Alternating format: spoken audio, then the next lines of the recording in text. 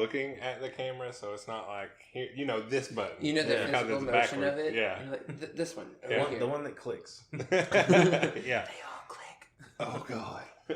Yeah. So I guess we should go ahead and tell everybody that we are recording this bit of media in an A-frame cabin that is totally not acoustically friendly. So whatever shenanigans you hear that may or may not sound friendly to your ears, I'm going to blame the structure of this building and the inherent eccentricities of it.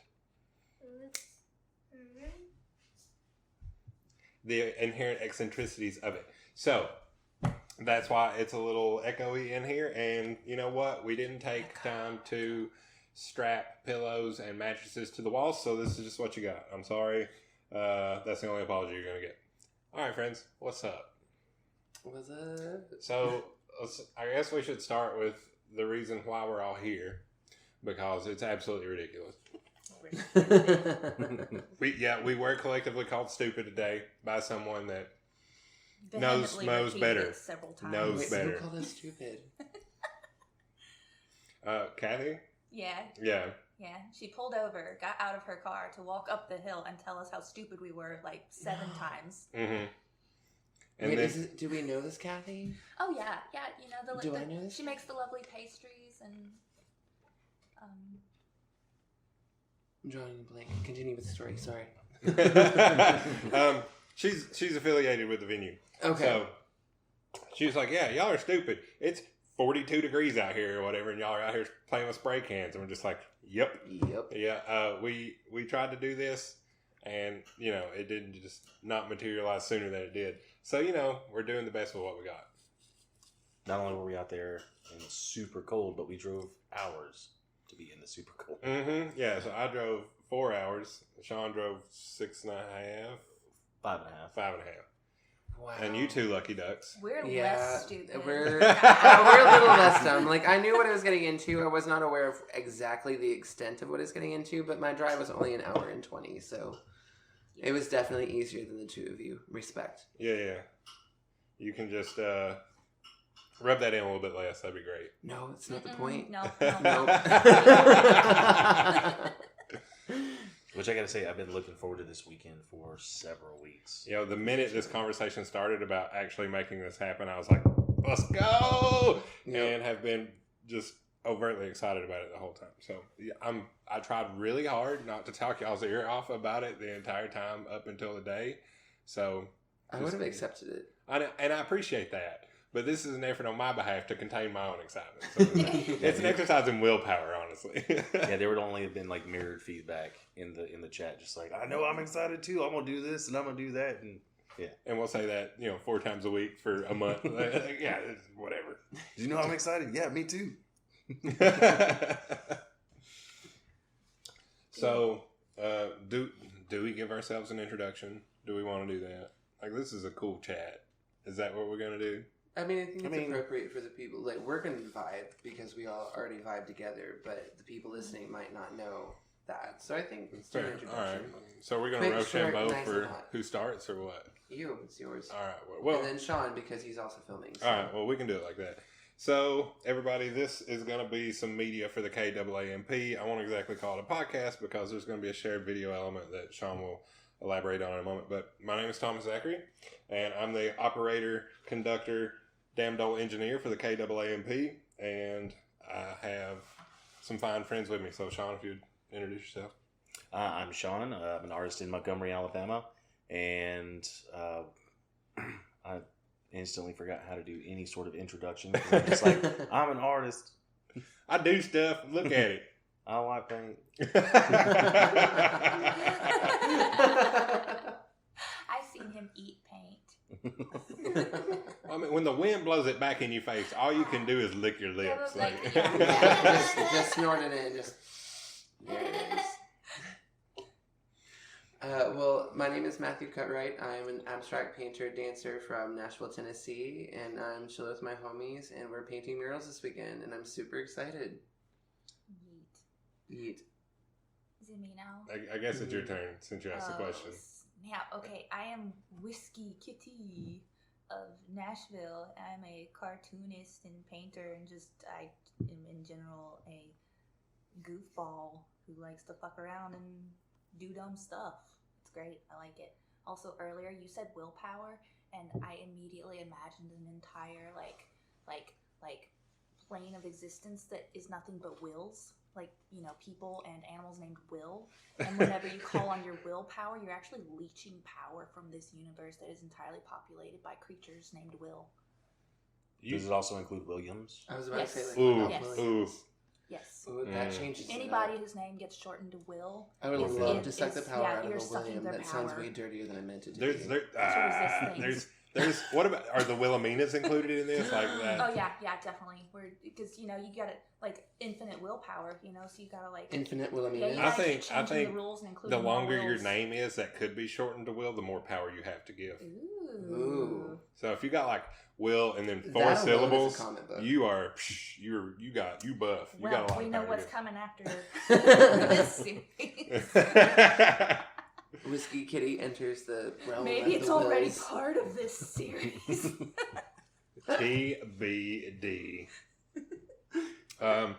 For those of you that have listened in the past, we have 2 returning guests. That's Matt and Whiskey Kitty. It's great to have them on the program again. And Sean, it's been a minute, and we've talked about it a lot, but it's really good to have you on. So I'm glad we can all sit here and make this happen. Absolutely. Me too. I've This been is wanting awesome. to be on your podcast for a really long time, and been really excited about the possibility of doing it. And then, things fell through in the past. But when I saw that there wasn't going to be a fall festival, I was like, we should just go paint anyway and do the podcast, do a video, just do all the things. Yeah, because this is all the shit we intended to do in the first place. So, man, yeah, we can knock it out because there's much less, I guess, time restraints and requirements on us just being, like, productively creative and making the art on the wall in the 2 days we're planning to be there anyway. So, we planned to be here for 2 days, and it just decided to snow when we walked out of the house this morning. It was snowing today, right? It was snowing It was today. snowing today. Like, I wanted to, like, make a video and be like, it's mother effing snowing out here. But then I was like, wait, no, it's only like 32 degrees while we're painting murals. It's not snow. Yeah, I was. No, it was snowing today. And see, knowing my luck, I picked like a weekend that I was actually free and would be available. And then, like, a few days ago, it's in like the 60s, 70s. Mm-hmm. Beautiful. And then today, it's in the 30s and 40s. Well, it's that damn yesterday was hurricane. gorgeous. Yeah. It's that damn hurricane. Fucking up our art time. Stupid bitch. How fortunate we are that it only messes up our art time. I'll temper my sassiness with a bit of realism here. You're right. You're right. But regardless, we got out there and did the thing today, and we'll get out there a little bit tomorrow and do the thing some more. So can't really complain too much. It's a glorious thing to be able to make art with your friends. Yes, it is. So we brought some pieces to show off, I guess, right? Yeah. Yeah. Talk about those a little bit. Everybody brought a piece to show. You want to elaborate on yours first, Matt, and then we'll just go around and elaborate on on our me? style of work. Sure. I will definitely go first. So the piece I brought, I like to call Watermelon, just because of the color scheme, because it reminds me of summertime. It reminds me of aloof happiness, just like eating a popsicle on the beach and it's watermelon flavor. But also the point of me as an artist is I play with color, and I love color, and I love light, and I love movement. As somebody with a dance background, I used to be on the stage watching the lights, because what most people don't understand is when you're watching a performance is the people on stage don't see you. I see the light, and I move the way I was choreographed to move 3 months ago before this performance. So while it is a live performance, I see the colors. And so a lot of my work is painting those colors and painting the light shows that I see at concerts, the light shows I see while I'm performing. And there's a drastic, beautiful contrast that happens with the movement, the colors, and the light or the heaviness or the shadow. And so that's basically what I try to do in my abstract art. So what you see is a very vibrant pink and green piece, but there's multiple shades of green, multiple shades of pink. There's a lightness and there's shadow to it. And hopefully you see the movement I see in my intention. So that is my watermelon. It's the best looking watermelon I've ever seen. Well, thank you. I can't guarantee it's seedless. Sean, you want to tell us about what you brought? I brought 2 paintings. One is from my Goofy Animal series, which is a unicorn. I knew immediately that I had something special with that painting because I showed my daughter the sketch and she immediately said, "Please don't paint that." Nice. So it turned out fantastic. It's one of my more popular pieces. And then I did the zebra shirt, which became immensely popular. And the other piece that I brought, I just finished it. It is a ghost figure named Benny that was also inspired by my daughter. She brought home a ghost cutout from school, and I just dug the shape of it and decided I was going to paint something very similar. The thing that catches me about the rainbow unicorn is the hole in its tooth. Like, it's absolutely ridiculous as is, but now that it has just a perfect hole in one of its front teeth. Yeah, which a lot of my artwork has like subtle, if it's not direct fan art, it has subtle influences from shows like that's something I do from Courage the Cowardly Dog. Anything that's got big prominent teeth has got that like hole in its tooth, which I think comes from like Old West prospector type characters in cartoons. Mm-hmm. They just put some gold in their Like teeth to carry it around. Like, what was the dude's name with the big red beard and the cowboy hat, and he liked to shoot bugs? Yosemite That wasn't Sam. bugs, but yeah, Yosemite Sam. I thought you meant literal bugs. I was like, what do you mean? I was like, no, I was just shooting the bugs. They didn't do anything to him. Not Overkill. bugs. We don't actually call our homies by their full name. It's not Bugs Bunny. It's Bugs. You're right. You're right. I guess I'll go next. I generally call my style automotive inspired psychedelia because pinstripey stuff.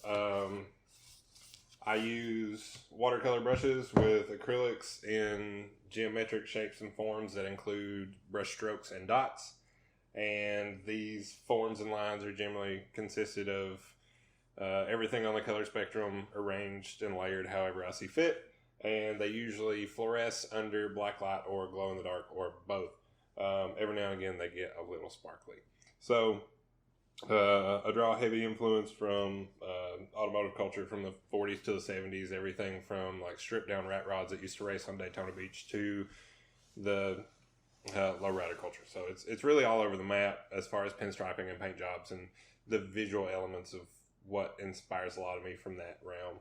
And that just gets distilled into these pieces that are the pretty things that fall out of my brain. And I enjoy making them. They're an excellent moving meditation practice for me, and I enjoy the output and I enjoy the process. So dare I complain?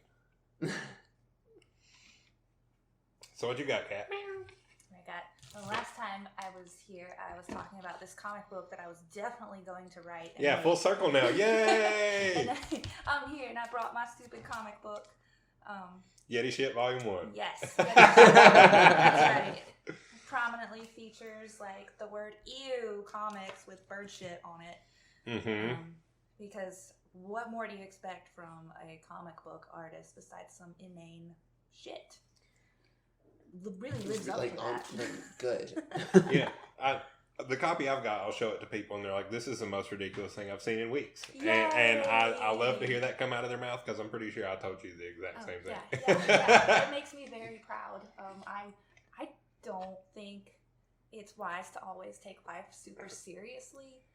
So it's my goal to kind of break that seriousness and sometimes break your brains with like how bad the jokes can be, but also like how good they can be, because I like to think I'm pretty damn funny. You are pretty damn funny. Yeah. Thank you. You are pretty damn funny. I was heavily entertained every time I turned the page. For sure. I love your work because it's kind of like, it is ridiculous. Like, anybody looking at your work can say it's fucking ridiculous. But what I like about it is it actually does still say something that's not ridiculous. It's touching on something that we all say either on our mundane lives that we forget that we say, and you're bringing focus to it, or you're just making fun of something that, like, taking a shit. Yes. Or like yes. or like a bird shitting on your fucking motorcycle, and you're bringing focus to that ridiculous thing that's going on.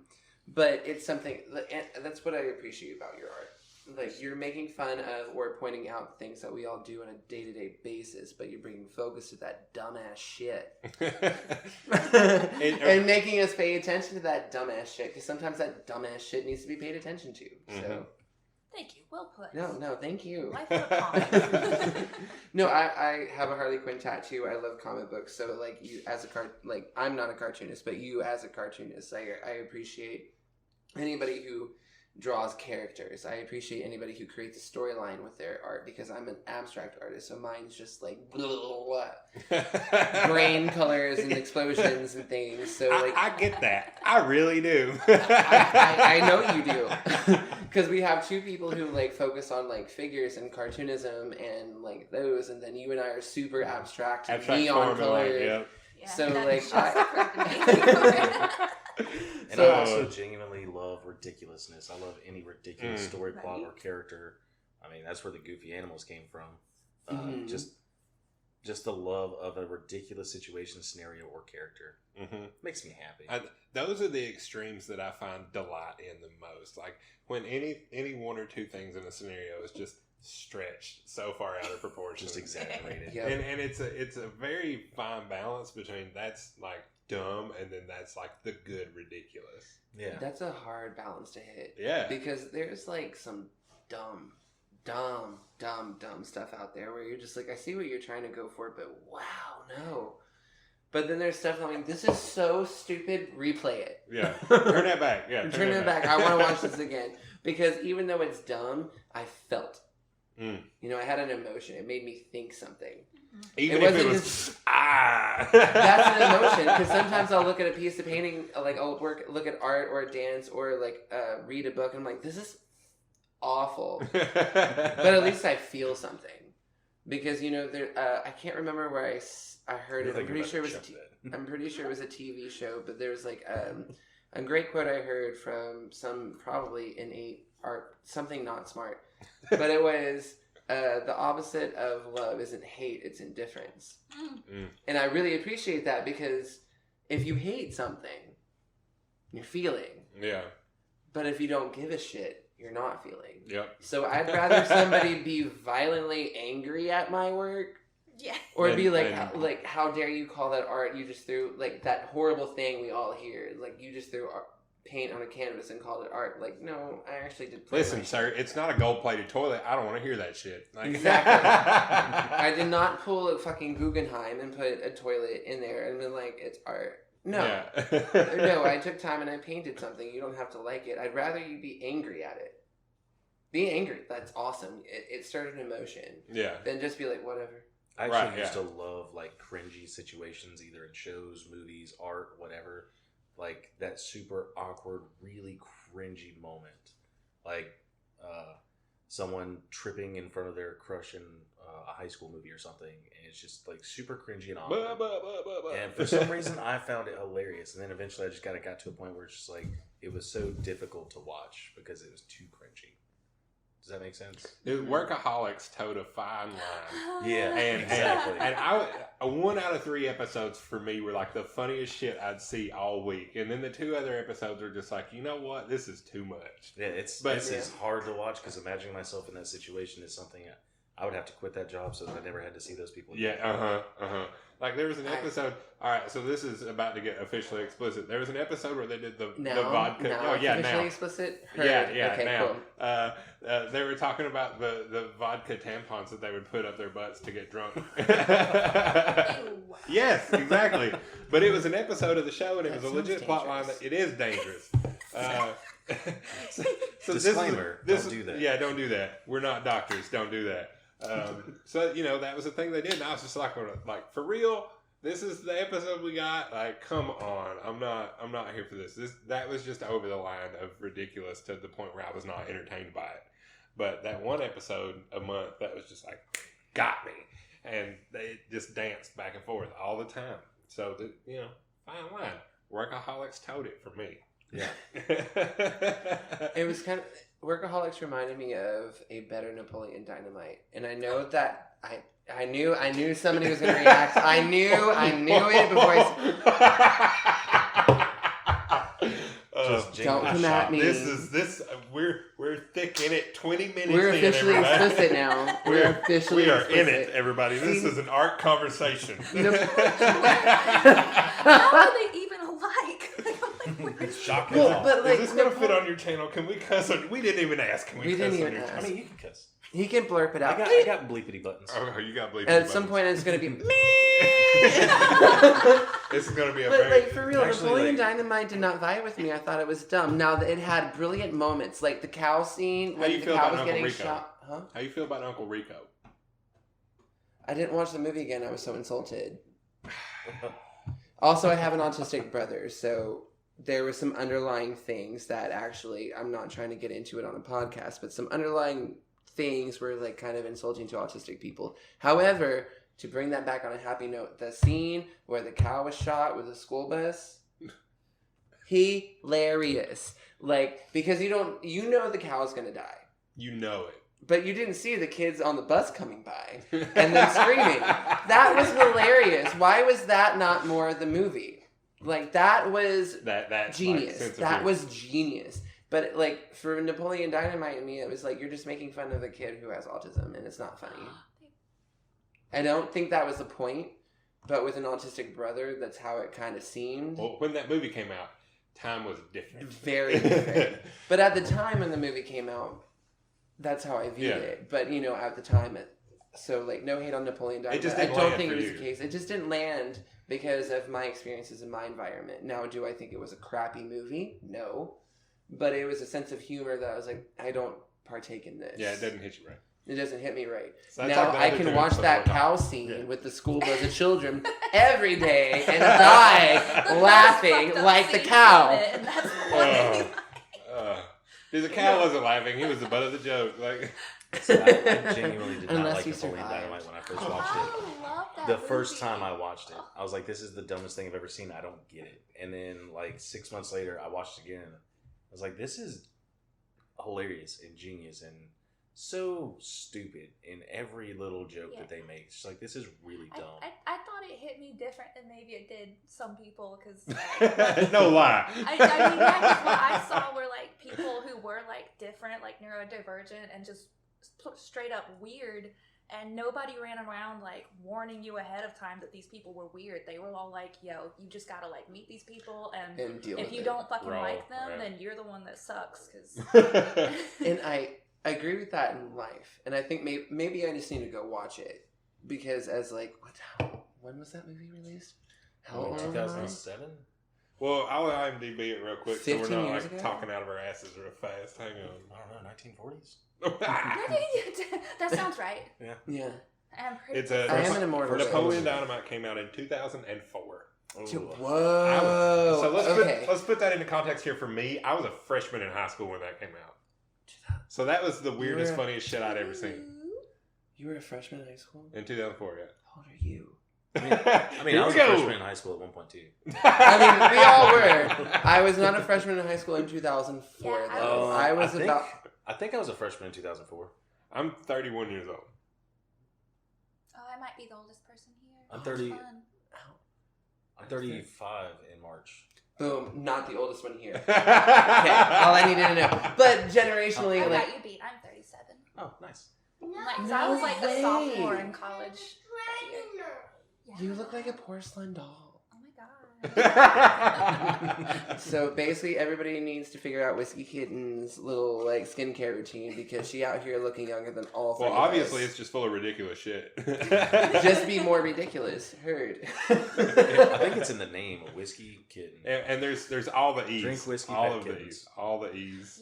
I I- highly recommend all of this. Yeah. And 6 E's. It's 6 E's. Like, it's the perfect number of E's. Is it? Why Yeah. why is 6 the perfect I mean, number? I had to do like market research for like the perfect number of E's. You SEO'd the number of E's. Yeah. Congratulations. Thank you. That's dope. It's actually quite brilliant, actually. if you It Think about really it. is. Like, if you're going to emphasize something, you need to find out exactly the right So it's like number to emphasize. It's like when George Carlin talked about stressing the part of the joke. Like you got to find the right part of the joke to exaggerate. Like if you don't exaggerate it enough, like so 5 is too much flat. and 7 is too, or 5 is too little and 7 is too much. Yeah. So 6 is the like just right bowl of porridge, right? Yes.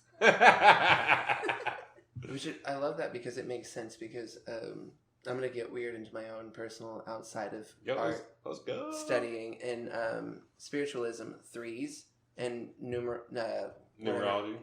Yeah. Like 3s and factors of 3s, like 3, 6, 9, 12s have always been something that humans seem to digest easier.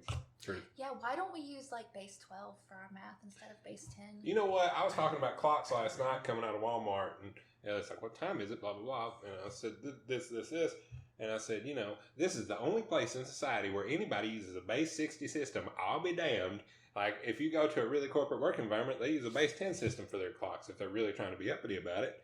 So, like, here we are just out here in the streets with a 24-hour, 60 base system. Hey. Yep. As I walk to my car with, like, Oreos. I mean, it's only better if like you're muttering that in the parking lot by yourself, and people just see you at a distance, just like, whoa. But See, that's I what would I do usually that. do. I have I was done gonna that. say, like, I do that, and I'm like, I'm in the store. I'm like, oh hi, everything's nice. Thank you so much for your time. And in the parking lot, I'm like, this is a fucking. Yeah. This is the And worst people shopping see experience that. I've ever had. This week. This week, I'm just yelling at the ether Mm-hmm. Well, in front of everyone, and I have no shame. Well, I mean, I'm appreciative of the ether because the ether has brought me most of my podcast guests and a lot of my friends, to be completely honest. So dare I say the ether does not give back when I shout into it. I'll tell you what, Because I reach out to strangers all the time. the world is a weird place because I was set up at in Birmingham selling artwork, and this awesome woman came by. She started talking about all of her art, or all of my art, and started telling me about how her son paints, and he paints a lot like all of my stuff, and he goes to this mural festival in Waverly, Tennessee. And I was like, really? No kidding? Because I'm wanting to get into murals, and that would be a great way to do that. And she's like, well, I'll give you his information. He gave me the website, and that's when I met all of you, was at the art park. Mm-hmm. And it's all because Never Extinct's mom happened to be shopping that day. It was dang. Oh, goodness. So, yeah, the world is really small sometimes. I love it. I really, really do. These moments, like what we're doing right now to get like sappy and real about it, are the things that make my world smaller, and I really, really enjoy them to the degree that I actively strive to make these scenarios happen. So, you guys, the 4 of us around the table tonight makes my world smaller, and I love it. I really, really do. It's a really cool way to put that, actually. I mean, here's why I say that. I don't like being in a room full of my friends and nobody know each other. That bugs the shit out of me. If I'm saying I'm in a room full of my friends and everybody else is strangers but me, what good is that? There's no good in that. Then everybody's got to be awkward meeting everybody all at the same time, and that's just wrong. I ain't gonna do that to you guys.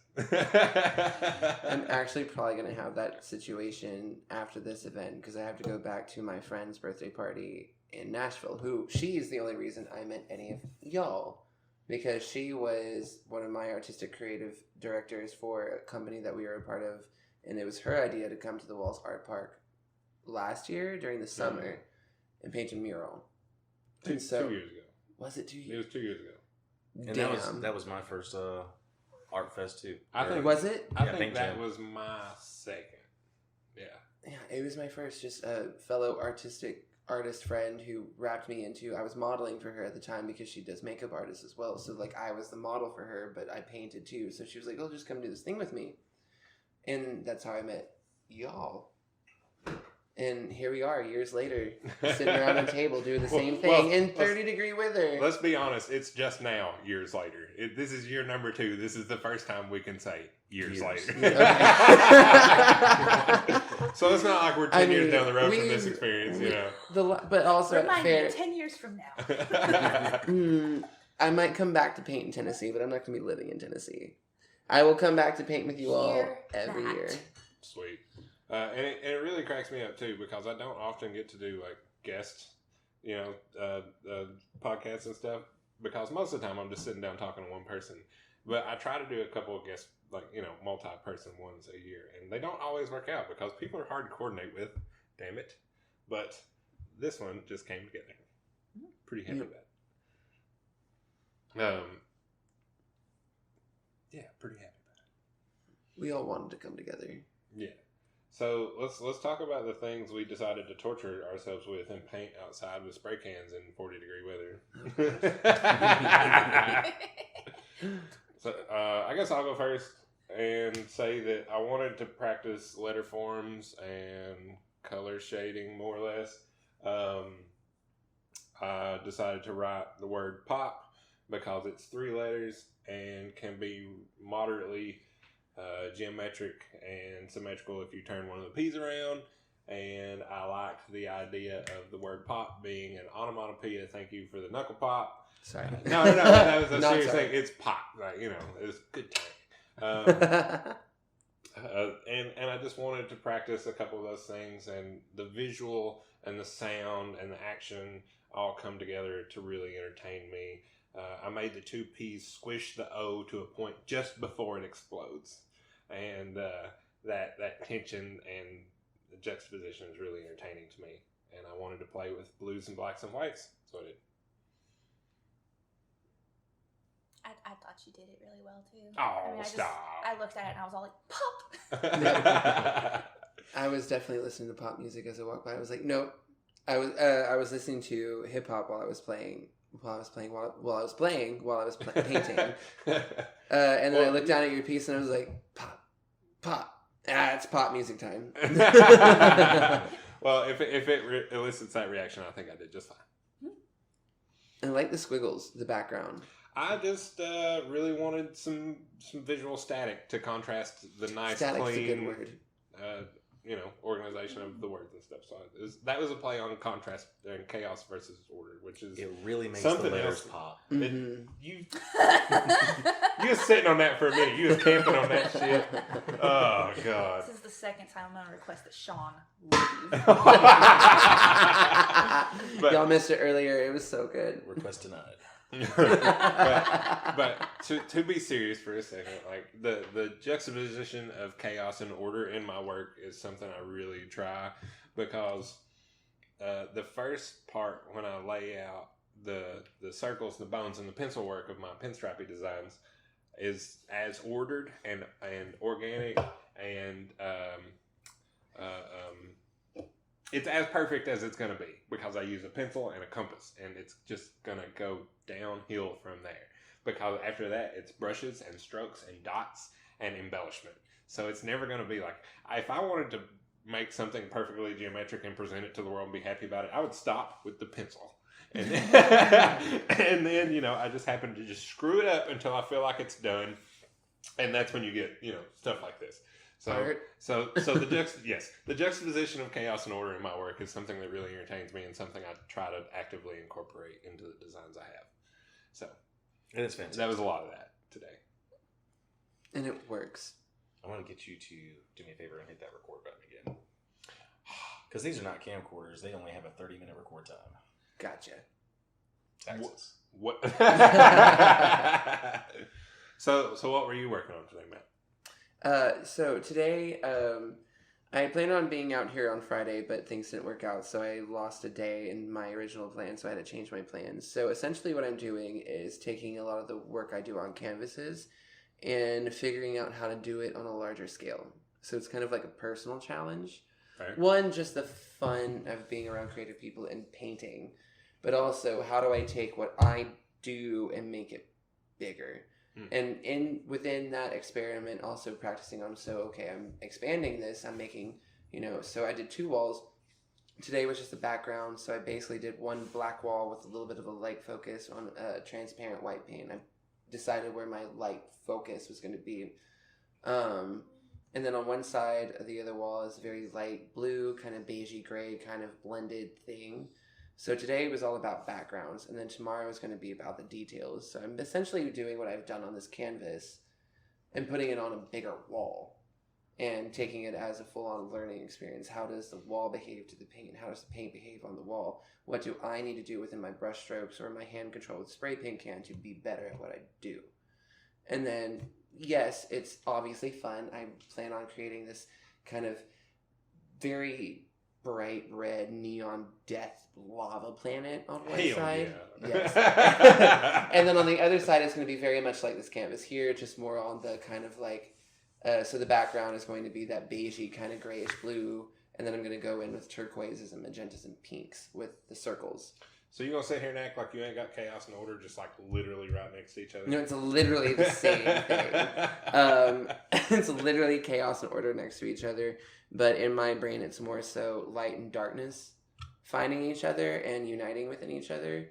But anytime I come up to the Walls Art Park to do a mural, it's really just me pushing myself. It's trying to do the thing I've never done, trying to figure out how this brush works, because my 16 by 20 canvas is very different than a giant cement wall. Yeah, for sure. The way anything behaves, and also you have gravity. Like, I can lay my canvas down and do that, and I can move it a certain way. You can't do that to a wall. So I'm learning and getting better as an artist, and learning and getting better and expanding my style and my thing that I've found, and this expression that is within me. So I came to the Walls Art Park to just grow. Literally and metaphorically. Yeah.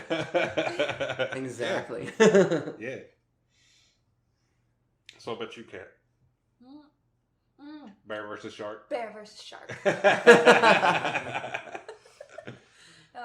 I have the lovely privilege of being a dungeon master for a D&D party, and we recently went through an underwater dungeon, and we had a final boss in this dungeon, which was a shark, and it was very, very angry, and luckily we have a druid in our party who decided to turn into a bear and fight the shark. So shark versus bear was like the funniest thing I've ever seen happen.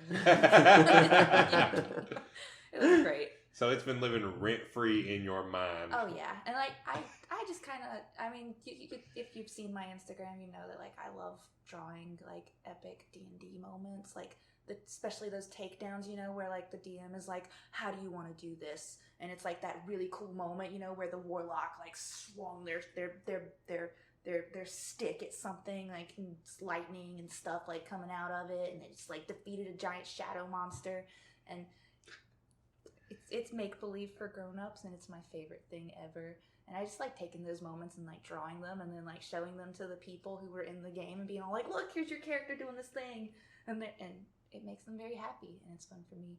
And it's always good to like have crap that you draw that's just like for you and for fun, so you don't forget why the fuck you're doing this. 100. yes to that statement, because I have pieces I'm like, I'm not selling that. That's mine. Yeah.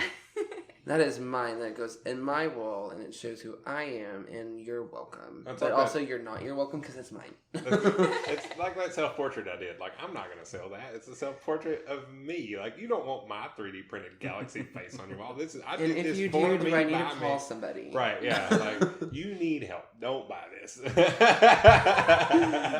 I have a plastered face where Mary, the artist who brought me into the Walls Park the first time, she plastered my face, and we were going to do like a thing with it, and it fell apart. And so I'm steadily poking away at it. I'm like, this is just going to be like some weird art exhibit in my future home. Like, nobody's going to buy my face. Or if you do, I have price points. But nobody's just going to buy my plastered face painted neon pink and blue with tear. Like, no. That's my face. It's literally my face. Right. Like, how many times or how often do people like make the joke Matt's getting plastered? Once that right I can now. talk about. So everything after that I can't talk about it isn't admissible in court. No, there's no evidence, there's no proof, which is why I'm silent. He pleaded the True. fifth. F-I-F, fifth. But no, I will say that was a really interesting moment. Having somebody plaster my face. Well, I mean, yeah. I'm never going to be able to say that word, statement, right? Truthfully, it is an odd workflow. Like, it's a really, like, you have to be very compliant to the wishes of the plaster. Yes. Or else it all goes wrong. And the plasterer. Yes. Because, I wasn't going to go there, but yeah. Does that make you But, like, so it wasn't the first time I've had my face modeled. I'm sounding egotistical, which is not the point. But the first time it was clay, which was way worse because you have to truly be still for an extended period amount of time. Plaster is quick, but you have somebody literally like laying fabric on your face and going, yeah, smooth it out. I'm like, you're okay. You're literally like pulling and dragging and it's drying, and I'm a dude, right? So there's facial hair involved, which I shaved beforehand, but that only covers that covers the visible hair. The hair is still there. So she's like caking on plaster, and this is by no means a complaint. It's just, just everybody listening understands the process. You're literally getting your face painted with paper and glue. Yes. And then it has to come off of you. So you have to be still and get your face painted with paper and glue and have it peeled off afterwards. And I'm with a friend, so she's like, what do you think? I'm like, it was the funniest thing, because we had both smoked weed beforehand, and she's just, chatty, Kathy, while she's just... working you up, yeah. So what do you think? What do you think?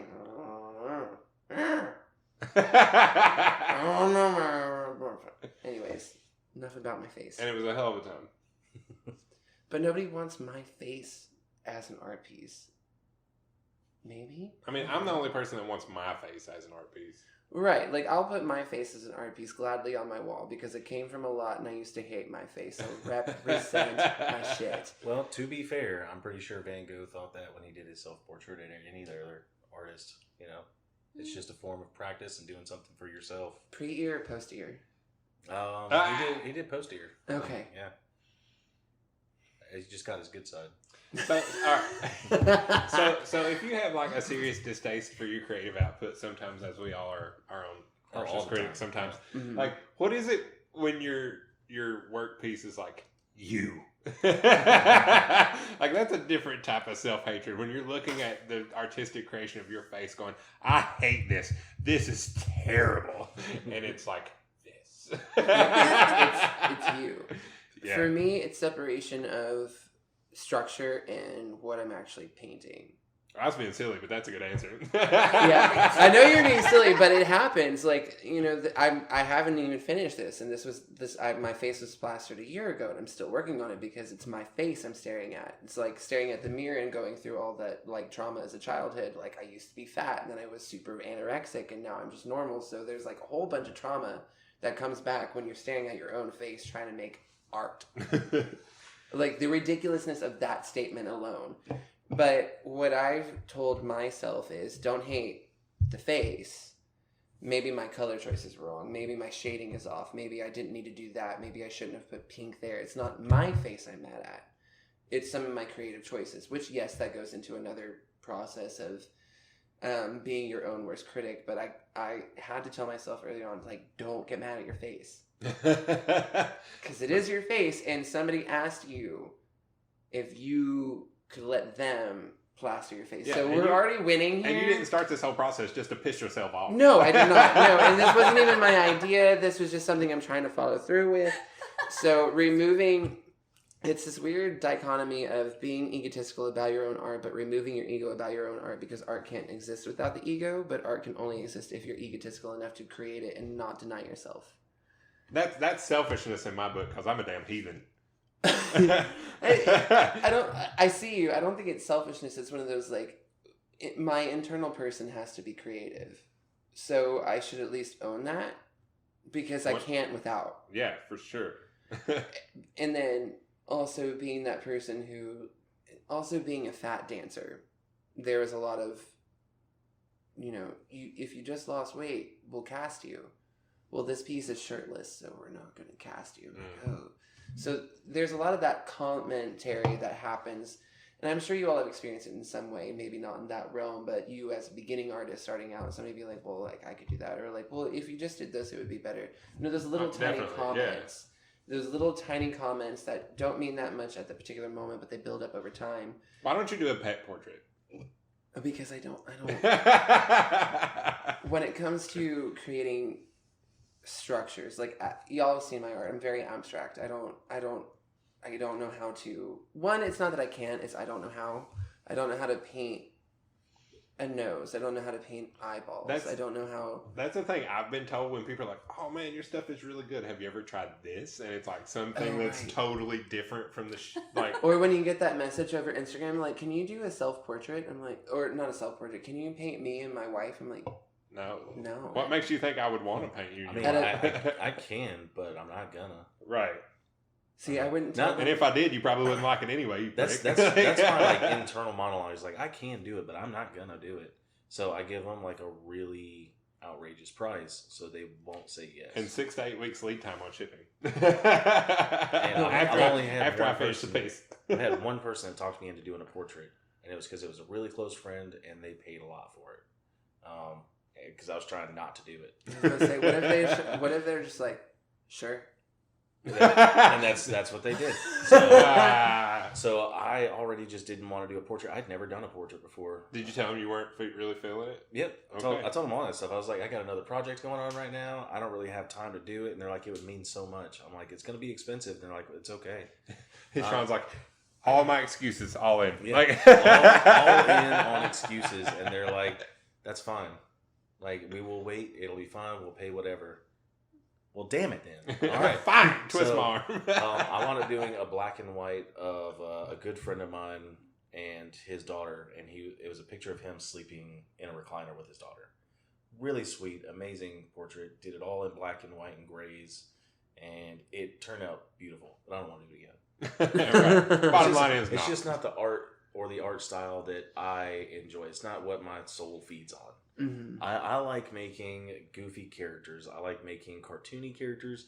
That brings me joy, and I love the people that buy it because it makes me feel like I brought them joy, and that's what I want to do with my artwork. So go ahead and tell us what you're painting on the wall today. Right, we were talking about that. So today I didn't do anything that has like a immense backstory or anything like that. I just thought it would be really funny to paint an anime character tripping over something because the walls is built on a series of hills, and I don't know if you guys have, but I've definitely tripped down those hills before. Oh yeah. And I thought it would be hilarious to have a character tripping down a hill. And then this is the first piece I'm doing that doesn't have a background. I'm just doing the character. So I love that I picked Loki's wall because I usually love Loki's work. So I love that it's going over his where you can still see his tag.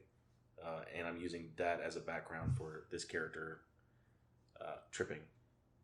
Yeah, I love it. Which in itself is kind of a cringy moment. It's true, like physical comedy in a place that is like subconsciously packed with physical comedy. Because everybody's there, like every hour or so, you'll just hear like, somebody like, oh god, like. And what kills me about that is like you guys have met my daughter. She's come to the walls several times. Your daughter's a hustler, by the way. Yeah. That's how we ended up talking. Like the first time that you were there, because your daughter was like going around and like getting people to buy little keychains. Yeah, keychains and bracelets. Yeah. You know how much she made in those keychains and bracelets in 1 hour?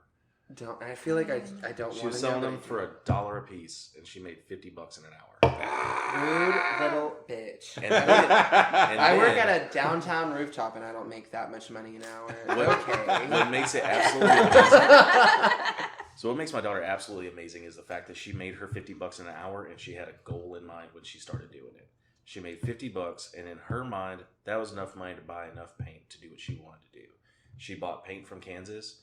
Took all her paint over to a little spot, and she painted her own wall. Hustler. At 7 years old. Yeah. That's a gangster bitch. Yeah. She's awesome. But what frustrates me to no end is she has been over here to the walls several times and you can watch her like bebopping and running full speed from one side all the way to the other and back and forth, not trip over a damn thing. I take 2 steps and I stumble. Well, it's because she's so tiny. Gravity is not weighing her down the way it is to us. Right, She just floats everywhere. and Like, the sense of Thomas irony. and I are both giants. Like, y'all don't know the gravity that's coming down Boy, up on here us. it is something else. I'll tell you right now. Altitude makes the gravity heavier. I can't lean over. Like, I've been to the Grand Canyon. I'm not leaning over that because if I lean over the Grand Canyon, like, my head is 6'4" off the ground. And now I'm on the ledge of any mountain. Yes, I've been to the Grand Canyon. Any mountain. If I lean over, I'm like, whoa, I'm going down. I'm coming back over here. It's like It's not like I'm afraid of heights. It's like I'm 6'4". You're a giant too. Yeah. Well, like no, gravity is vastly different for when us. I was tall in peoples. Vegas last, I looked over the edge of the Hoover Dam, and I was just like, you know, thank God that the railing or the side of the road was like up to my chest, where I just went like that, you know, and looked down. Because if it was at my waist, and I was just like, you know, that would not have been a great time. No, not at all. No. Short people have their problems, and tall people have their problems too. You know what? I think I would trade a couple problems to not getting hit in the head by ceiling fans every now and again. Or going down a staircase where the staircase is going, like the wall like of the staircase is like the exact same like angle. I'm like, excuse me, I get halfway down, I'm like, so I just have to duck now? Yeah, exactly. Which, is that difficult? No. But it's But why do I have to duck to go down the stairs? Well, you know, I found out that a lot of things around us in life and society are really old. And they were all very short. Especially physical structures and, you know, thought processes. But, you know, when things were built 100 years ago, people didn't look like us. No. You know, because, you know, I don't know how true that is. I mean, I'm pretty sure there were some tall folks back there then. were some tall folks, but there were far less of them. Far less of them. And, you know, Uncle Jim might have been the only 6'4" dude you know out of the 70 people that you may know. Now we all know hundreds of people, and, like, half of us are this tall. Dude, my cousins that are in their teens... Ah, well, how convenient. Me too. It's like finally finding a pair of left-handed scissors. Oh, my God. Back on topic. What were you doing for your wall? Oh, we did me already. I was shark. Oh. No, we got around. We got around? Okay, sorry. So, all right. Bear versus shark. Because it's also a punk band, which I thought was really funny. Yeah. Shark versus bear? Yeah. Okay, I'm gonna have to look. No, wait, bear versus shark. Bear versus very shark important. is a punk band? Yeah. A shark versus bear is like a comedy group. You don't want to look. Yeah, don't look them I up. don't want to look them No, up. Okay, well, I'm still going. It's also like... I just But love how there's like a little bit of noted. shamefulness. It's just Noted. like, I'm gonna do it. Like, you can't stop me, and I won't. Curiosity killed the cat, and I still have 4 lives. So. Well, be careful. Ooh, You this got- guy's still counting how many lives. Must be a great. What to a be able to count luxury that to high. know numbers. Ah. I'm a dancer. I count to 8 and start over, so I never get to 9. So I'm wanting to start a new I'm glad y'all series. appreciated that joke. I'm wanting to start a new series about puns, and Curiosity Killed the Cat. I'm putting that down. You gonna write that down on the notepad? Okay, that's a good question. What do y'all's phones' notepads look like? This has become quickly one of my favorite questions. You want to get full chaotic energy? Yeah, let's go. I don't have notepad. What? Either. I just text my ideas to like my best Myself. friend. Yeah, right? Like I just send like little. Yeah, I have friends. No, I that don't I have just notepad. text them Y'all don't ideas. have like crazy wacky notepads full of like bullshit? Not on my phone. I have them in real life. I Yeah, have I have notepads of like actual like. Okay, well then let's talk about that. Okay, cool. Either like physical or digital notepads, like the thing where you Oh, like. that's what you meant. Yeah. I tried to like do the physical notepad thing, but they wound up just getting left everywhere. I've got like 6 half-written notepads full of stuff that I never look at. I got to do it on my phone because then I'll look at that. Yeah, I see. I hate looking at my phone. I use physical notepads at work. I use digital notepad on my phone for everything else. Ooh, this is fun. I got lots of stuff written in I- my. Oh, she brought hers. Yeah, I apparently wrote Hissy Elliott at some point. Oh my gosh, that is Oh, brilliant. Hissy Elliott. Yeah, that might Flip be it and Please, reverse please. it. I can't. I just want to rap right now, and I'm not doing that on recording because I can. I have multiple notepads. Oh God, why do you do this to yourself? Oh, by the way, did you work on the eyeball. You finished the eyeball, didn't you? Eyeball? On the back of your wall. On the back of Did my you wall? add to it? No. No? Oh, I did, like, I was tag it with a whiskey kitty. Well, I saw the tag, but maybe it was the lighting. So there was on the back of her wall, it looked like there was a bunch of just different tags, different graffiti, but there was an eyeball that was really cute. So it might have been the lighting of that later evening, but it brought forward a bunch of things because we had both talked about. I was like, the eyeball's cool, so I thought she went in there and like added some things. But I did see your whiskey kitty tag, which is why I thought you did it. But the lighting, FYI, the lighting on the back of that wall definitely changed some things up when it got darker. Nice. Very nice. That wall was very complex. It was. And my red spray paint can wouldn't stop. It just, like, it got stuck in, like, spray mode. So I just was like, okay, well. My Cobra transparent white's not working. And that's really upsetting. I forgot my transparent white, which is very upsetting to me because I actually had plans to use that for a lot of things. Because that transparent white is dope. Oh man, the transparent white and black are like the unsung heroes of spray paint color palettes right now. I'm super excited to see the transparent orange that I picked up because I want to see if that's. Dude, I had some of the transparent purple. Dude, the transparent purple I was playing with last time was awesome. Transparent purple? Yeah, buddy. Cobra? Listen. No, it's a 94 color. But. Oh, wait, the amethyst? I guess. I don't know what it's called. I just know it's a transparent purple. And it's the tits. Alright. Yes. Weird. So I have a 94 transparent, like, blue, turquoise kind of color. And it's beautiful. But it's so light that you have to cake it on. Or at least, I work mostly with canvas, so I understand that there's a little bit of absorbent with that, so I haven't tried it on a wall, which I'm going to tomorrow. I'll get back to you. I'm okay with that. I would rather have that than a transparent color that's too heavily pigmented any day. True, I see you. Yeah. If you look at like a lot of my work, I like lightness. I like something being soft. Yeah, you got. So when I want a transparent color, like this is me being selfish and childish, and I know that, but like I want to give like one streak and have it. I mean, yeah, I get that. I totally get that. If I had to go in and be like, oh, son of a bitch, I have to go back in, and then my angle's off, and now it's layered somewhere different. I'm like, no, wait, damn it. Yeah. I was struggling but that's with just that me today being with, like, needy and whiny. My fingers being numb today, I was struggling with that because I was like, all right, one fluid motion. All right, 6 more. Yeah. Yeah. Also, I don't know why you had such a problem with the runny paints today. Like, it was the cold. I found that out. Yeah. Like the cold was, I guess, keeping the paint separated. Mm-hmm. So I wound up putting them in the car for a while and then having to shake them up twice as long as I normally do. And then I could not spray close up. If I sprayed up close up, it instantly started running. So I had to like spray at a distance and then like layer other colors to create sharp lines. It was a process. That's rough. Yeah. But I don't know why I didn't have the same problem. Well, I mean, your paints were in your already warm car. Yeah. Yeah, but after a while, they were just sitting out on the ground and getting used. And again, I think it's like I've only done like a few outdoor pieces, and I haven't done any in the cold. Especially not like this. But I think it had something to do with like, so you put fresh paint on, and then you went back over that paint.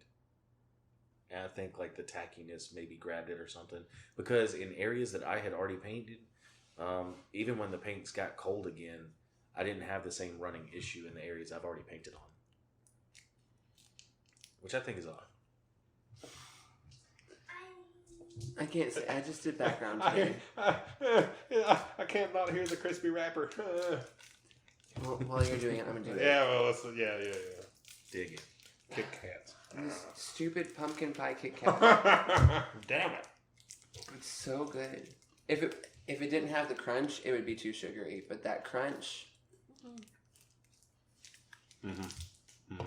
Yeah. Everybody got a really good ASMR of us eating Kit Kat. Just that. You're welcome.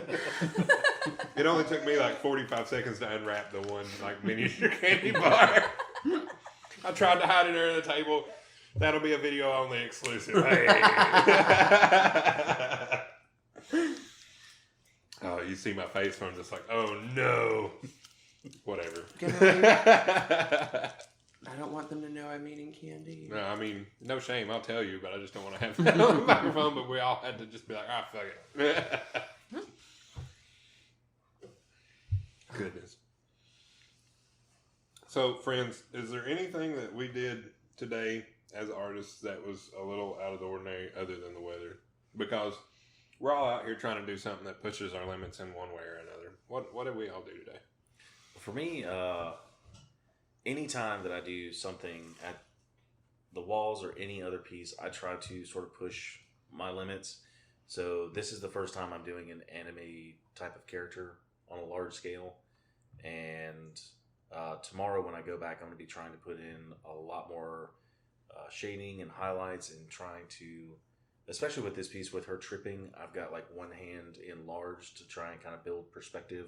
So I'm trying to work on perspective in this piece. So that's where I'm kind of trying to push my limits. It was the letter forms for me because I generally don't do letter forms, period. So, like large scale letter forms is where I was at, yeah. That's what I did today. Other than a limited color palette, because I think I used 3 shades of blue and black and 4 shades of blue and black and white. And normally I'll have like 12 or 14 colors in a piece that I do, whether it's on a wall or not. So, like those 2 things, yeah. I was just winging it. I'll just be doing what I do. Yup. No shame in that. And Matt, you already said you were just trying to figure out how walls work. You know, Yeah, do the things I'm bigger. kind of in between Sean and Whiskey Kitty, where it was like I just showed up kind of like winging it. Like I had a general color scheme that I wanted to do, but I didn't have like an idea. Yeah. But also pushing myself. Like every time I come and paint at the Walls Art Park, I'm like, okay, what am I going to learn from this experience? But I will say, I think the most frustrating, not frustrating, yeah, let's be real, frustrating, but learning experience is because I'm not living in my home right now. Like I'm, for any listener knowing, it doesn't matter, but long story short, my house is getting renovated with my family, so I've been staying in an Airbnb for over a month, and I'm in my second Airbnb. We can't get back to our house because they're doing the floors, so I don't have like half my winter clothing, which was a thing. I wasn't really able to get into my garage to get all my painting supplies, to get things to like my rollers.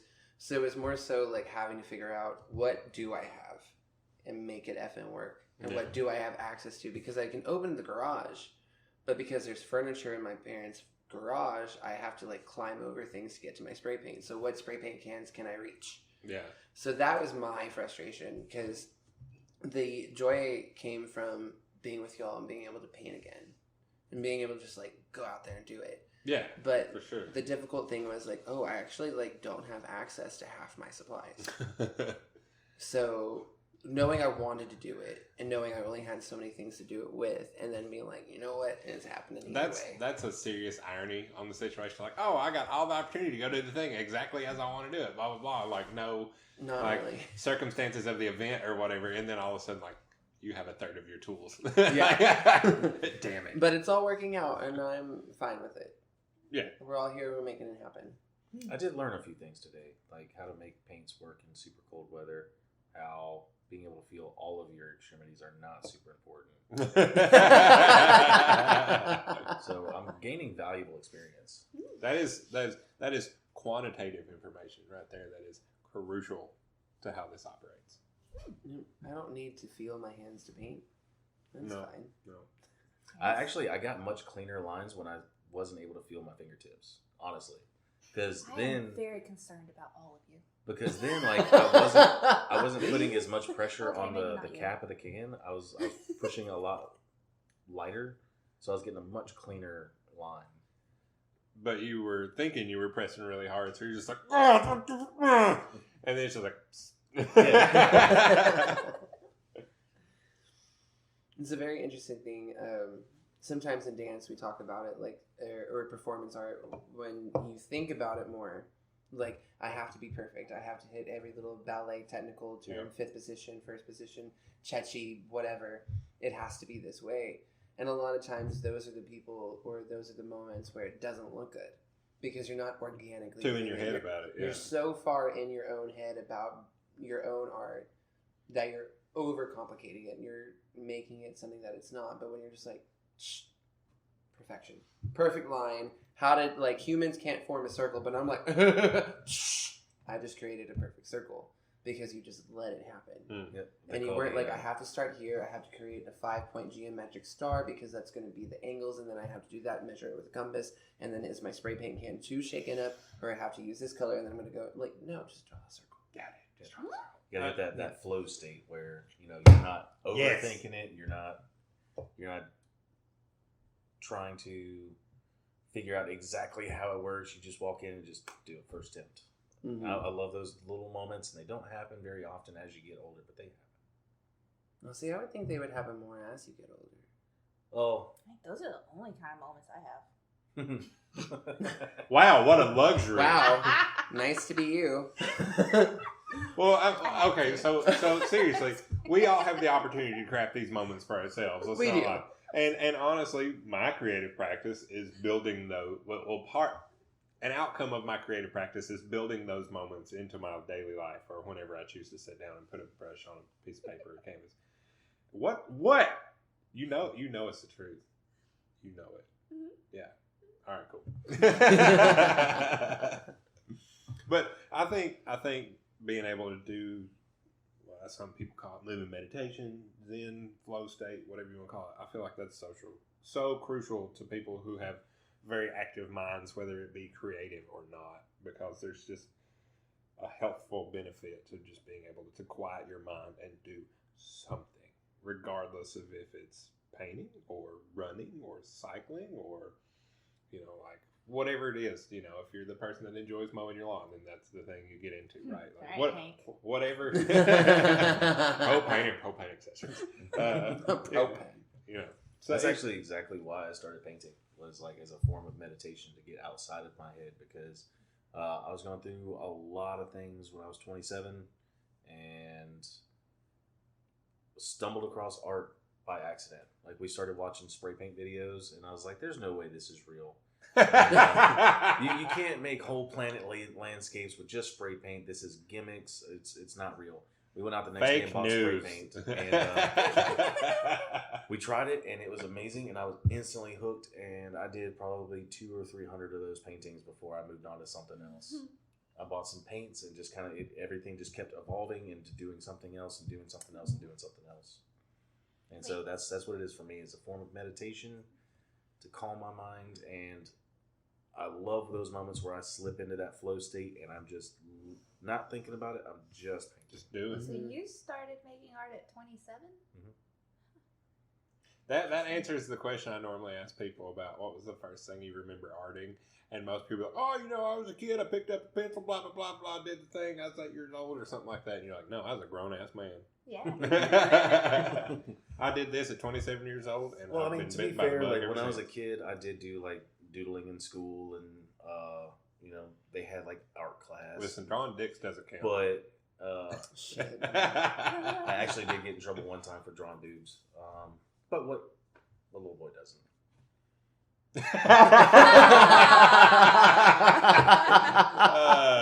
Flashback to the dick joke. So, I mean, yeah, I did art when I was younger and everything, and when friends started getting into doing tattoos, I would draw like the tattoo designs that I wanted to get, and then I would get them from friends and let them practice.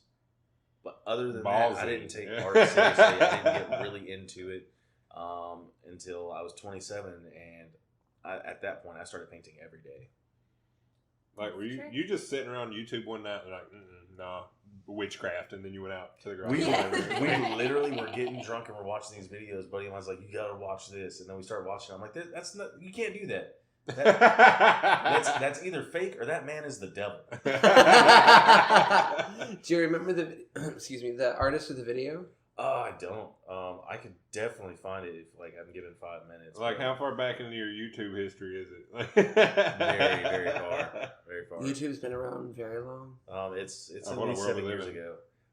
I do know that it was a guy. Every time he paints, he does spray paint, and then the way he dries his canvas when he's working on it With the fire? with the fire. That Amazing. guy. So We were watching his video. There's 2 YouTube artists, because it's really funny. So I watch YouTube artists because, even though I have a lot of creative training and education when it comes to performance art, nobody's taught me how to paint. That's just been me and my own journey. So I'll watch YouTube videos because I'm like, oh, what's this person doing? Oh, I like how they did that. So I'm not going to create what they did, but I'm going to do what they did to do my own thing. Yeah. And so there's a couple of YouTube artists that I watch for spray paint. Because I'm like, oh my gosh, I didn't think spray paint could be used like that. And they use the fire to do it. So I'm like, I'm just curious. Which who was this motherfucker? I do the exact same thing. I watch other artists on YouTube and like see other techniques, and that's how I started using transfer paper, which really transformed my art from just slapping paint on a canvas to actually planning my art pieces out. I actually think you were the person because you painted. It was last year's fall because you painted the pumpkin patch with the ghost, and I was painting the galaxy. Mm-hmm. You were the one who told me to like let the one shade of the planet dry and then go in. Yeah. Because I was trying to do too much. I was trying to do too wet because I was watching people use spray paint on paper, not on canvas or a wall. Right. Where it's a very different. So I did not plug in. I knew that upstairs, but I did not actually apply that. And you were the one who were like, let it dry and then go in. And I was like, what? And it changed up that wall. It changed that wall completely. So thank you. Another thing I love doing when doing those is like you put something on there to get your texture whenever you're doing the planets, and then you pull it off, and then you take that same piece of paper and just slap it somewhere else, put a circle on it, and there's a whole nother planet. Yeah. So you're just transplanting this color over there. Not literally like you looked at the table. I did look at the table. So you're just like, damn, it's that simple, and your mind was I think a lot of life is that way. Oh yeah, for sure. Like a lot of life has very, very complicated, very difficult things, but a lot of life can be made very easy because it goes back to that overthinking. The human brain, the id, the ego, the super ego, we're all all three of them are fighting each other just to like walk down the street and get some fucking groceries. How much of life are we thinking about in such a mundane task? And how much of that mundane task too much. Too much. It's the human existence. Like I really didn't want to like think about that thing that happened to me way back when that I didn't really enjoy. And it's just like, damn man, I'm just trying to go get some fucking crackers. Like But you had the special advertisement that flashed me back to 5 years old and that one thing, and then this one person said this one thing, and now I'm thinking about when I was 13. Like, why? Yeah. Like, I just left the house to get food. Why? It's not where I want to be right now. It's the hyperactive creative brain. You know what? I'm going to start cooking. Yeah. That's moving meditation too, which I'm also terribly guilty of. Cooking, yes. I like cooking. Does it calm your mind and fill your belly? Yeah. Aha! Then there you go. Perfect. What a workflow. While listening to books. Ooh. Yeah. Psychopath. What did the book say? But how do you... All sorts of things. How do you... Was it a cookbook you were listening to while you were cooking? No. I couldn't do a book. I listen to music. So, I mean, I'm always dancing and listening to music, but how do you know so when you're like deep into the cooking part, do you ever miss out on some of the details of the book? No. I mean, so I cook do you ever on burn your autopilot. food when it's like a really intense cook part? on No, I'm an you amazing cook on cook. You cook on autopilot. Sorry, big secret that I keep like very guarded that I'm just gonna go ahead and drop right now. I'm a good cook, like a really good cook. I mean, the that's head of broccoli you had can earlier autopilot smelled that. really good. Yeah, it was delicious. I didn't have my spices here because we're like chilling in this Airbnb, but it was really good broccoli. Dude, made me happy. Living in an Airbnb for over a month and a half and not bringing my spices has been I know. Bro. I need my cayenne. I'm a very moderate cook. I'm not good at it. I'm baller, man. I make beautiful, but I make substance. breads, I'm glad you don't post stews that. and I'm glad you don't. The food? Yeah, I'd be jealous.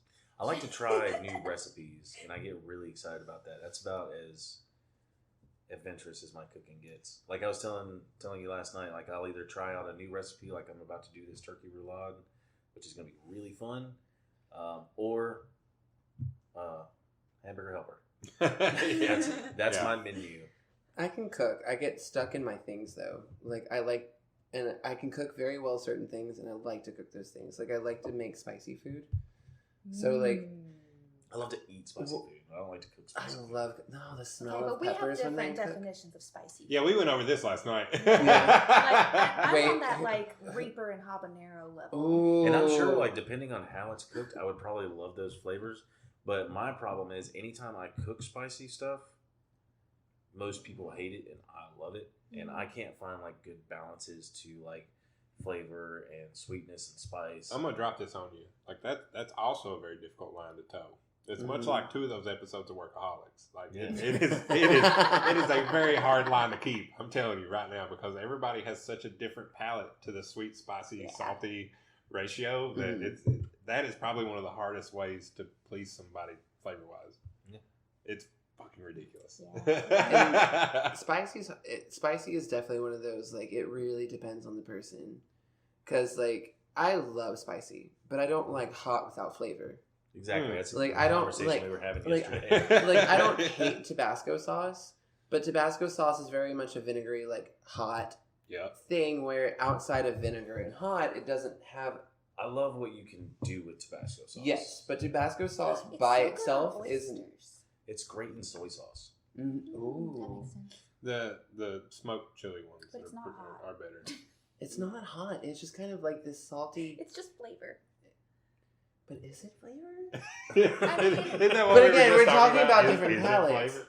Like But I can eat it's it. like I can eat a vinegar and jalapeno. chili flavor. Like But I get more. See, I get more of the vinegar. it is mostly vinegar. It is mostly It's the weird. vinegar, and then I get heat, but I get mostly the vinegar. So I feel like I'm missing out on the chili that I want because I like the flavor of chilies. Like I can eat Cheeto peppers, I can eat a jalapeno raw. Like I love the flavor of peppers, but I don't get the pepper flavor when I get like Tabasco. I just get vinegar and heat. My worst spicy food experience was my sister cooked stuffed jalapenos one time. My sister is an amazing cook. She's awesome. Love my sister to death. But she didn't take any of the seeds out. Oh. And at the time, I was not very good with spicy food. Oh. So I took a bite and seeds. instantly just got all the flavor, and it was delicious. And then just right here at the very top of my scalp, just sweat. And I'm just pouring sweat Did down she my look face. at you and say, "Who's the bitch now?" Well, she's like, "Are you okay?" And I'm like, "Dude, I love you, and these are delicious, but I cannot eat more than one bite." She's like, "Why?" I was like, "You didn't take the seeds out; they're hot." And so, my brother-in-law gets home and eats the entire plate. Yep. Didn't break a single sweat. Nah, his asshole hated him like 2 days after that. Nope. He's the same lying, one who he's does lying the- about it. He's the same one who did the one chip challenge. He's lying about it. And Everybody's He's asshole lying. he's lying He's about it. probably not lying about it. Honestly, like No. I'm there. I'm that level. I don't feel it. Really? Yeah, Fuck I eat you. fire. Like He said the all only time. time he's had I an eat issue, fire like the second. and I feel the fire, and I won't stop eating the fire because I love it so much. But I feel it. He said the only issue I he's literally- ever I had is when made he did the one chip fermented, challenge. like, He said he almost Reaper blew his hot asshole out. sauce. Yeah, so Other than that, Yeah. Yeah. And like No I eat problem. it on everything. So- It's delicious. Have you ever made fermented hot sauce? No. I'm into that Oh shit. my sounds god, it amazing. is so delicious. Like the flavor of it is incredible, and it's so good for your tummy because, like, you know, the, The fermented fermentation, stuff. and then like spicy peppers have a lot of great antioxidants and nutrients and things that are really great, especially for dudes because they protect our pancreas and our prostate. Pancreases are things that women don't have. Yes. Which is why I'm talking to the dudes right now. But women don't have prostates either, right? Last I checked, no. No. we don't have But prostates. if men get those We're cancers, not doctors. we're not doctors, but Pancreas, men don't have. no prostate. Yeah, women don't have prostates or pancreas. This But is not if financial men advice. get if men get cancers in those, it's like a month-long death sentence. Like there's nothing coming back because it's such a like special organ. But peppers have this thing. I am not a scientist. I'm pretty sure it's called curcumin or something like that, where it exists in those peppers, and it specifically helps men keep away cancer from those organs. Well, I would really appreciate if those, you know, Is it capsaicin? Yes, thank you so much. Thank you. if those chemicals came wrapped in a much more delicious package. You can get them in pill form. They're about like $40 a bottle. They're really spicy though. Son of a bitch. This is the ultimate irony. But no, spice, like, I love peppers. I love spice. Like, I don't know how to cook without cilantro. and I'm okay with spicy, that. like cilantro and jalapeno, cilantro and lime, cilantro, lime, and Bruh, where's your paprika? You gotta get that paprika in there. That it's stuff's back good. in my house. That My stuff's house, good. Exactly. Okay, Get in my house. and I can't get to it. So there's this restaurant in Ooh, Knoxville cayenne. called The Landing House, and they're Malaysian food, I think. And they had a hot chicken dish once upon a time, and I thought I was going to be cool, and me and my buddy were going to go down there and eat the hot chicken. Well, me and my buddy went down there and ate the hot chicken, and You and your buddy went there and died, didn't you? well, I didn't die immediately. But it was funny because I think I really got the server lady. She brought me the plate of food, and it had 2 big strips of chicken and whatever the size were. I don't remember. But I didn't know I had, silverware coming, or I was just too hungry or something. So I just picked up one of those pieces of chicken and started eating it. And when she came back around the corner with the silverware for the table, she was like, "Oh, honey, no." And I was like, "Well, shit, can I get a few extra napkins and some wet naps?" As I'm just sitting here still eating the one until she brings the shit back. Yes, the flying manta rays. Flying manta rays. See? The flying manta rays. But Well, it just makes me think of Spice World. Have you ever heard of Manta Ray? Oh, yes, darling. He's my favorite designer. She was Makes me think of Steve Irwin. R.I.P. So, the look on her face when she came around the corner and seen me eating the piece of chicken that was, tossed in the How'd spicy they get stuff. that shot? Exactly. How do they ever get these shots? By the way, we are watching a nature documentary in the background, and the manta rays are flying. Yep. It's They're cool. like creating sonic booms in the water. These things are incredible. And I stayed in the bathroom the whole next day at work. I was not a productive vinyl installer the next day at work. I hate to admit it, but it was the truth. I was the captain of the porcelain bus that day. My chef at the restaurant I work at has a hot sauce, which he actually makes from Carolina Reapers and ghost peppers, and there's a couple other ones in there. And so I like spicy, so I'm overconfident. He's like, "Do it, but only take a little bit. Only take a little bit." I'm like, bitch. So I'm not so naive where I got like a spoonful. Like, I'm not stupid, but I am daring. So I got a chip and I like dip the full chip. I'm banging out, swipe one side. So I got some sauce on there. I eat it. It's hot. It's hot. There's a little bit of tears coming down, but the enjoyment factor is overwhelming the pain factor. When A did couple that of the flip? other servers came in and they barely touched it. Like, pinky in it and like touch their tongue, and they're like crying and blowing their nose in the back. And I'm like, "Yo, I do understand your pain. However, I don't understand the level of pain. Like, that's like, it hurts, but why is that your reaction? it hurts, but like, does it hurt? It did not hurt me this much. Did not hurt me this much. But I think that's why I continue to always work in food and the beverage industry, is because I do think it's fascinating how we're 4 people right now. And we all talk about spicy food, so we're all down for spicy food. But clearly, everybody's spice level is different. Yeah, we're all on different. Yep. Yeah, like, she's clearly the queen. Like, she's gonna make us look like fucking little pussies. And you know what? I'll go ahead and just take that mantle, fucking little pussy. Yeah, I'm down of because spicy shit, because I'm fine. Because if she's fine, out here okay. making fermented Carolina Reaper sauces and not complaining about it, I am. Yeah. I'm not. I don't want. That's fair warning. If I don't want no part of that, Dewey. I'm down. You never once paid for drugs. Not once. I love Tim Meadows. That guy's hilarious. I don't even like Siamese glass cats. What movie is this? The Walk Hard, Walk the Dewey Hard. Cox story. I've never seen it. Oh, what? You are a grown ass man. I have issues with Will Ferrell, and it has nothing to do with him. He's It's not John in C. it. Reilly. Wait, John. Sorry, I was thinking of Brothers. That's fair. Oh no, actually, never mind. I just have failed to see that movie. It's anytime he gets mad, he just rips the sink off the wall. Yes. Dewey's so been many here. I know it. scenes. Yeah. It's so good. Such a good movie. It's a fave. I will rewatch that. It's the one where he's. It's the cheapest drug there is, and Okay. it's not addictive. I know every word to the Bob Dylan song that he did. Oh my god! I need And 50,000 didgeridoos. And also, what I love about that movie and what I think is a really fun fact is that all the songs are written by different people. Like they asked the cast and crew to write songs, and the top 10 they made like for the movie. That's awesome. pretty dope. That way they would get like a wide variety of different types of music to show his like his progression through the decade. evolution throughout the years. That's amazing. Yeah. Now I have to watch the movie. The wrong kid died. I'm sorry, dude. Maybe I shouldn't have been training my body and mind through all these years to kill you in a machete fight. Oh God! I really have to watch this movie. Yeah, you do. You really, really do. In fact, don't Please go tell to the me- birthday party. there- Just go straight I home. have, and I watch have to this. go to the birthday party. I already agreed. No, Don't blow go it back. off. Okay, Go but when you home, get watch to this the movie. birthday- wait, No, wait, no, wait, get to the wait, birthday wait. party and turn the movie Make on, sure everyone at this Yes. birthday party has seen this movie. And then just turn it on. and then of just course. turn it on. Yeah. Okay. Hijack this party. Just don't say anything. Mary, to I'm anyone. texting Just you when I walk get in my car. straight in. Just walk straight in, put the movie on, just sit down. Yes. Facing not the movie. The No, opposite. you watch everybody. The movie's back here, and you're watching everybody watch the movie. Y'all like it, don't you? Don't you? Yep. Yeah. Walk hard.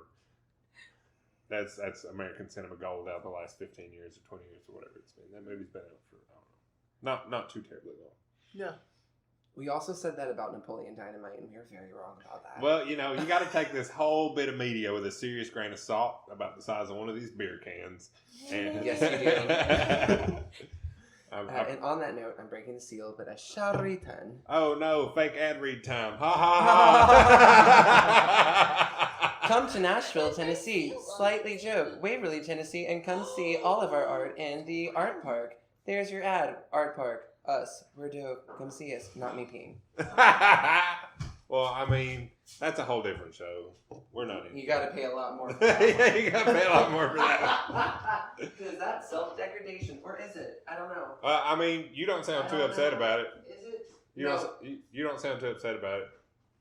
Because I'd be getting paid. Yeah, exactly. I'm not doing that. So Make sure you flush the toilet really loud so we can hear it. Heard. you flush the toilet louder. I mean, you just leave the door open. There's your volume. Yeah. But so Walk Hard came out in 2007. All right. Just throwing that out there. So Look that it up. was 15 years. Cool. Ha Yeah. My favorite part of that movie was where he was doing the Beatles inspired shit, and they were running around. And like, I ain't 50,000 didgeridoo. Talking about the big, like, We Are the World level of music they were trying to make. That might be in like my top 3 favorite movies. Oh, Gotta for be sure. up See, there. that movie perfectly toes the line between ridiculous and stupid for me. Yeah. Like, Well, that's that just is my jam right there. that is- And the timing that it came out shortly after Johnny Walk Cash. the Line. Yeah. Yeah. Oh, did it? Yeah, Was it Joaquin was definitely Phoenix. like a very That was a well-timed dead on spoof. like parody of that movie, but it also tied in parodies of other musicians Yeah. along the time. And like one of my favorite moments of that movie is tied with either this song released by Dewey Cox 30 minutes ago, Yeah. and whenever he's just in the studio and the guy's ripping into him, it's just like nothing you can do can make up for what you just did to That's Amore. Well, my mother liked it. Your mother is wrong. You know what else is that same like level of ridiculous? The movie Pootie Tang. I love the movie Pootie Tang with an undying passion as fiery red as my hair, and I will stand on that hill until I die. Never seen it. 100%. Never seen it. I don't. You a grown ass man. You ain't never seen Pootie Tang. Never seen it. Matt, you seen I've Pootie seen Tang? Pootie Tang. I've seen Pootie Tang. Well, look who's the odd man out right I guess, now. well, that's what we need to find and watch Pootie after Tang. this. Pootie Tang. Oh, Pootie! I mean, And- unless anyone here says they haven't seen Cool Runnings, in which case I'm going to need you to leave. I can't trust you. I have seen Cool Runnings, and it's an amazing movie. Right? It's in my top 3. Like when his it's hair one of the breaks. best movies ever. I know, right? It's brilliant. Best movies ever made. Cool The Runnings. Jamaican bobsledding team. so, Oh, there, I've seen bits and pieces of that movie. Your Unfortunately, comment about Dewey yet Cox been able to releasing sit this down and start this to song finish. 30 It's the minutes best ago. movie Yeah, ever made. reminded me of the scene It's the in moviest Pootie of Tang. movies. Like where- if you think about like how movies are structured, There's 2 stories going on right now. it's got like the most perfect structure. Where Chris Rock movie is the radio DJ and he's playing Pootie Tang's new hit single, and it's a track of silence, and it just shows Chris Rock. I know he's passed out. Can you hear him snoring? No, we can't hear him snoring. No. Everyone, right now, I can now. Everyone, I just want everybody to understand that my son is off camera. He's 7, and he's currently asleep on the couch. So snoring, and we can all appreciate his innocence. Because ours is lost. Yeah, so far gone. But he's playing the song and he's like really dancing in the studio. He's like really rocking out. He just and all of a sudden and then you just see him like pass out face down on the deck. And he's like the music of Track of Silence was so intense that the DJ was dancing so hard he passed out. And and it's just physical comedy and situational comedy mixed together so well. I'm definitely gonna have to check that out. This movie's amazing.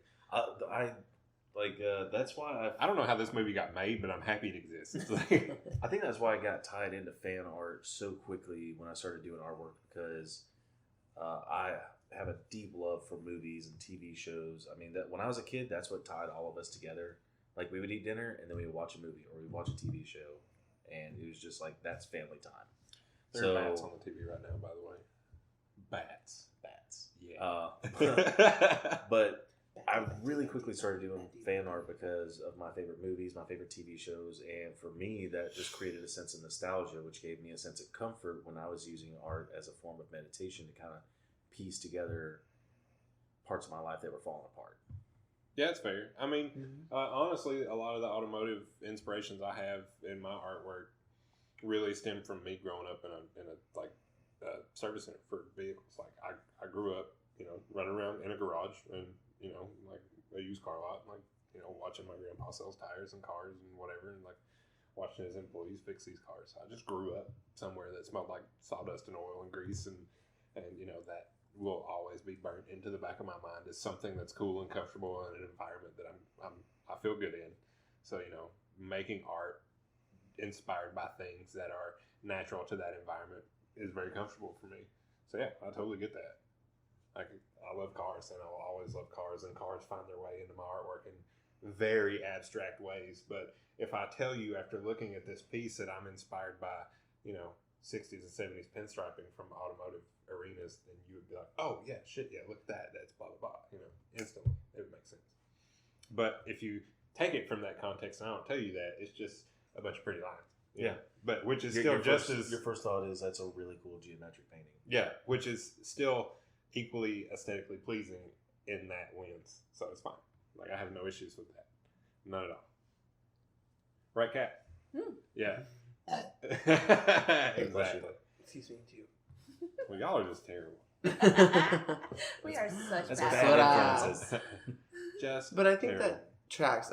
I mean, maybe it's not in everybody's creative pathway, but I think like a lot of the times the things we do when we're younger find ways to come out when we're older, when we maintain that creativity.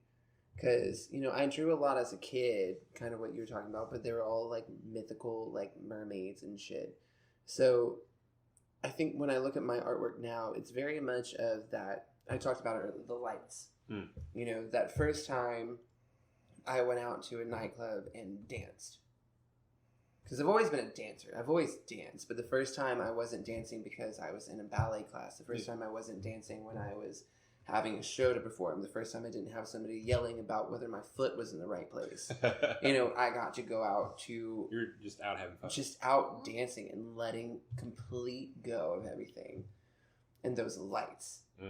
Just the lights and the movement. And I hope that's what people see in my pieces, because that is what I'm painting. I'm painting that innocent moment of letting the fuck go. I can't say there's anything static about that piece right there. Nothing. Nothing is static. Not a single thing. Even the structured dots aren't quite static because they're along a pathway. And they're not uniform either. No, I shake. I can't do it. I'm a dancer. There's no stillness. There is no stillness. So like doing lines and like, yeah. Yeah. Well, there's intention here. You didn't just like fling paint at a canvas. Like, Well, I very mean, this clearly, part, Well, But it even was that, was though, is thrown still paint, very but it was structured. intentional. yeah, thrown it's very paint. intentional, but you literally threw I mean, it. you put down Yeah. like, it looks to me like you put down a resist here to like stop, make sure that the lines Mhm. didn't like, I did. cross this barrier where you wanted. Exactly. And this looks like you like very intentionally like dropped paint like from a perfect like vertical angle, like boop, boop, boop. Yep. Your water bottle matches the painting. It It does. does. Aw, It I love does. it. Nerds. And I think that's one of the things. Straight up, I have a Harry Potter tattoo and a Harley Quinn tattoo. There is nothing unnerdy about me. But I kind of. You've mentioned, I mentioned earlier, but there's something I want to talk about, and I feel like talking about this in a room full of artists. That throwing paint on a canvas statement is starting to make me extremely angry, and I don't like being. I don't like being angry. I feel like it's a much better life and a lot easier life if you just are nice and kindness. Anger is a human emotion. We all experience it, and there's no point in denying it. But living in anger or just constantly reacting to anger, I think is pointless. Oh, it's exhausting. But it's exhausting. Like, why do people do that? But I was sitting at a bar in East Nashville, and I literally watched and listened to two of the bartenders and the manager talk shit about modern art and like, why would we pay for this? They just throw it on canvas. I could do this. And I'm like, yeah, but none of you do.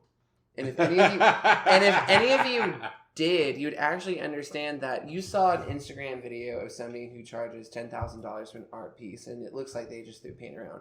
But what you don't see is the 10 art pieces this particular artist did that failed because he had to figure out how to do this right. Yeah.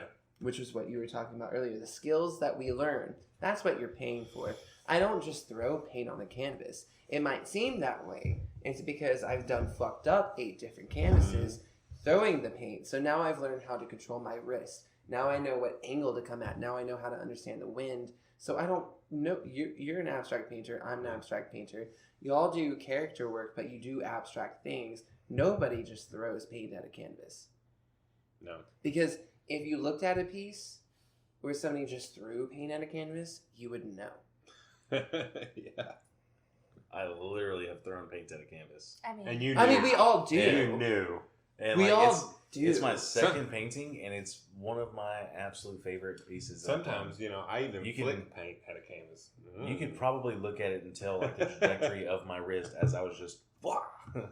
yeah. It was awesome. It was fun. Yeah, but you have the But- mind to know that, hey, that was a good angle. Yeah. You have the mindset to understand that it wasn't just And honestly, mud. what's hilarious about that is that you got people who are like, oh, they're just throwing paint at a canvas. I've never had anybody express that, but Jackson Pollock's are some of the most expensive paintings, Mm-hmm. and he's literally just throwing paint on a canvas. He been dead a And long it was time, just though. house paint, man. Like it was. Yeah, But at the same time, Pollock, while sometimes yes, and I think when it comes to abstraction, a lot of times you have to just kind of do it just to get the fucking flow going. Or the idea out of Or your the head. idea out of your head. That's what it is for me. A lot of times it's a color palette or like, I always talk about how I see lights. It's like flashes in my brain. I'm seeing yellow and pink. I'm seeing yellow and fucking pink. I just need to put yellow and pink on a fucking canvas and get it out of my brain. But there's that restructure of like, okay, I threw it on the canvas, but now what do I do with it?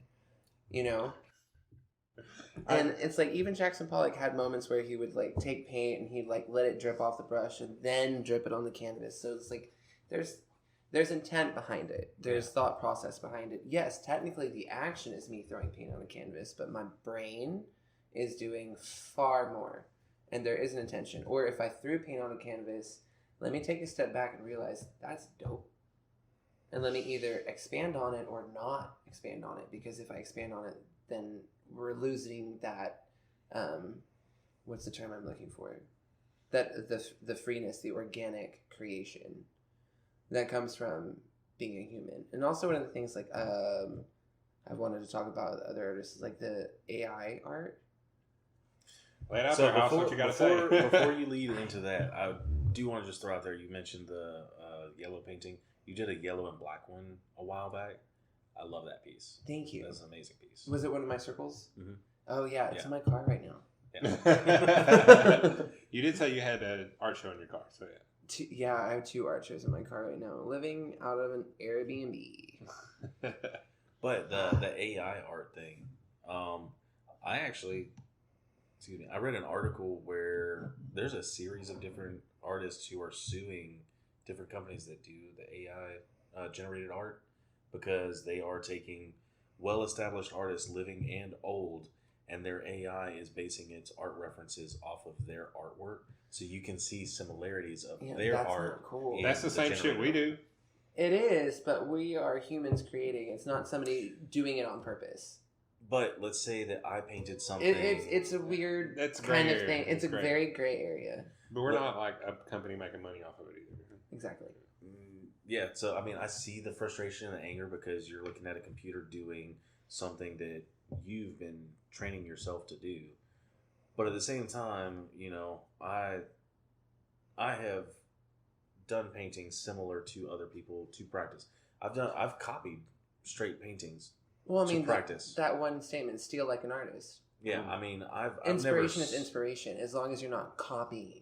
No, I've straight up copied other paintings. But that's for practice. But for practice, not to sell. Just to make that distinction. I've never sold a copied painting.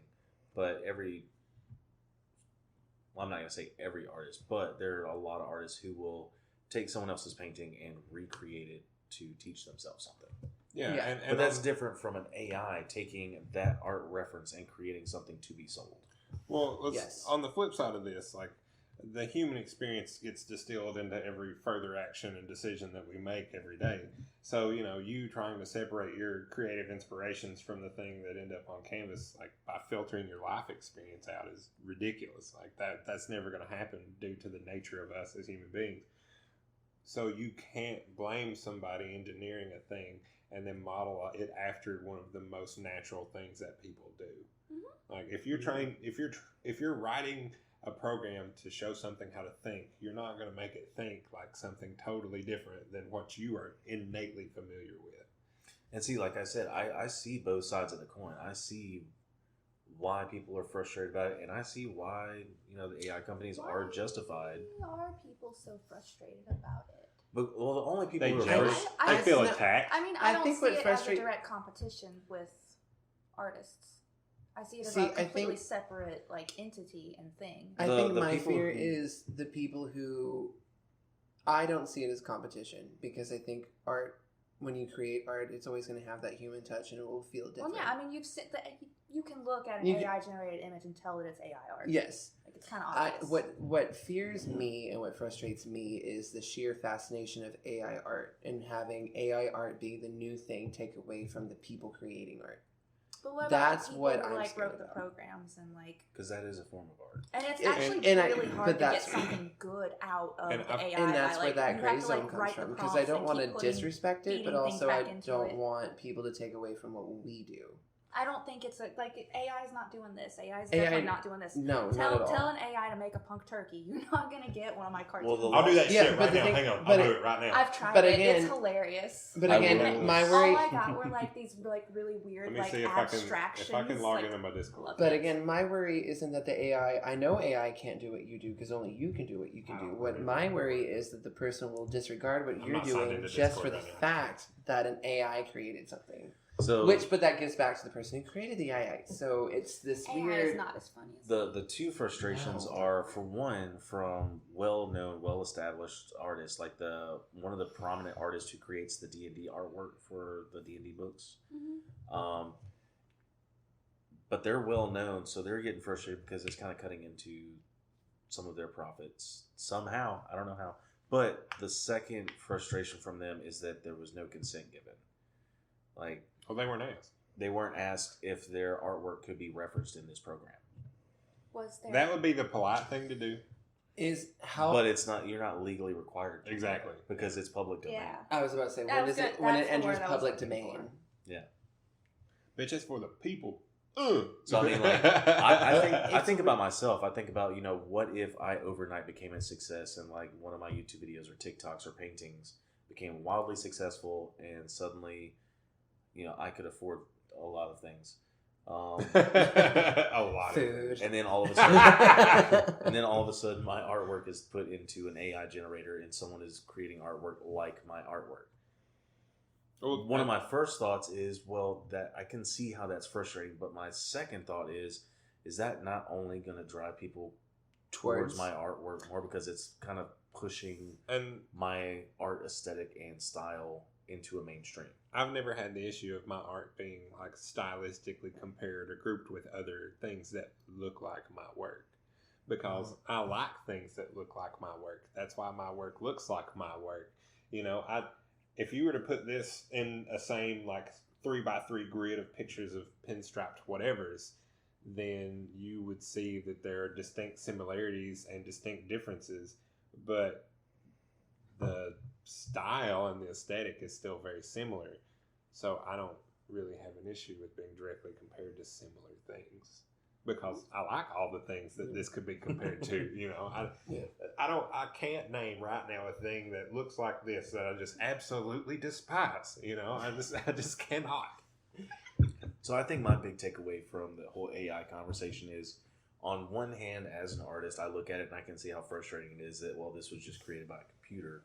On the other hand, I don't like you said, I don't see the direct competition from it. Right. I don't see the direct competition. And since I work in networking, I can also see the art in the idea that they create a program that's going to create artwork. Which is cool as shit. Yeah. It is cool as shit. And the way that I view this as a whole, as a creative person, it's just another tool. And yes, very much so. It's just another tool, and it takes a certain thought process and workflow and set of dialogues to make. All right, well, I use Midjourney. Kat, you're talking about Midjourney, so let's specifically use this as an example. Writing a prompt and getting something predictable out of this program, you have to be really intentional with the words and order and weights and all the things to get an image that you want, or something close to what you envision when you put together this prompt. And that all by itself is learning a new language and learning a new workflow and a new skill set, just to be able to manipulate this piece of software to output a thing you saw in your head 5 minutes ago. Mm-hmm. So that all by itself is just a whole new toolkit of stuff to learn. And if I can use that for generating artistic reference for things I want to draw and paint, whether it be like hierarchy of images or structuring this, or like seeing how light and color play in an environment, that's all very helpful to the things. Like some of the images I've created, I've used the prompt of like robed wizard with dog walking into a glowing mushroom forest, and it has generated images that are things that, given that prompt, I would very much enjoy painting. And that's just a tool to help me generate an image that I intend to create physically. And so it's like here's the thing that you're thinking about, and you have to tune that to then work with this, you know. So, and I've thought about doing a series of where I use like the AI generator to create art pieces, but then I just could not figure out how to put in prompts that made things that I wanted to see, that I wanted to paint. That just takes time, dude. And like, I at a certain point just started to find ways to try and break it. Well, with Midjourney specifically, you can't do anything gory or foul or sexual, so it's very PG-13. Well, I started putting in things like a Fantato, and just like making up words and just like seeing what it could come up with. And a lot of times it was just like geometric smoke rings. You are in my alley right now. Wait, what's generating smoke rings? Geometric? Yeah, I was just making up words like Fantato and one of the things that I one of the first prompts I put into Midjourney was like galaxy lightning cloud or some shit like that. Like, you know, I was hoping it was going to generate something like a ghost potato or something like Fantato. I mean, it sounds obvious. Fantato, phantom potato. PHANTATO. Wait, is it?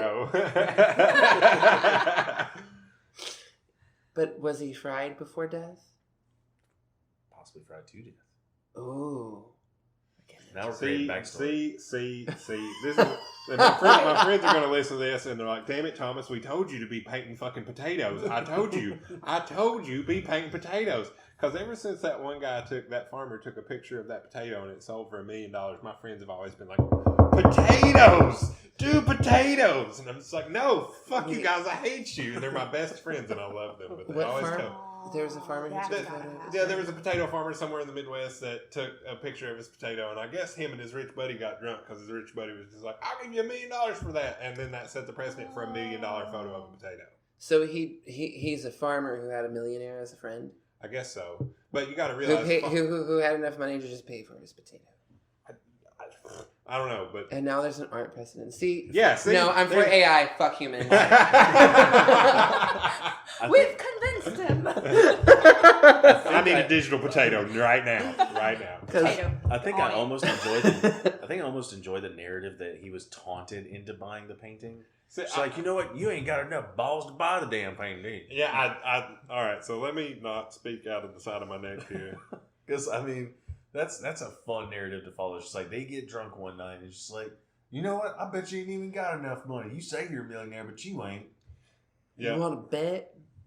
The photo titled "Potato Number 345" is a. Wait, where were the 344? I can't answer that question for you. Check out this photo. Blah blah blah. It makes me think of it was one of the world's most expensive photos. It sold last year for $1 million plus. By photographer Kevin Abash, who charges huge fees for shoot portraits of famous business people in the Silicon Valley. Blah blah blah. I'm reading this from petapixel.com. So. There's an article on there, blah, blah, blah, but it's just a potato on a black backdrop, and it sold for $1 million, and now my friends are like, why don't you fucking paint potatoes, you asshat? You always complain about not making any art money. Ha, ha, ha, paint potatoes. And I'm just like, nah, man, potatoes don't make me happy unless I eat them. And, then, and it's just, I don't get my kicks painting potatoes, you guys. Because I will say, potatoes are one of the greatest things in this world. And they are. So, I mean, potatoes. Fantastic recipes. But I don't want to paint one. You know what? Shits and giggles. I'm painting one tomorrow at the art park. You can't say that out loud and not do it. I know. I've pigeonholed myself into painting a potato. That wall better sell for $1 million. He's actually kind of bad at doing potatoes. I like that. It looks like a random free-floating assembly of potatoes. Wait, is it the app that you're talking about? Yeah. What is this thing called? It's Midjourney.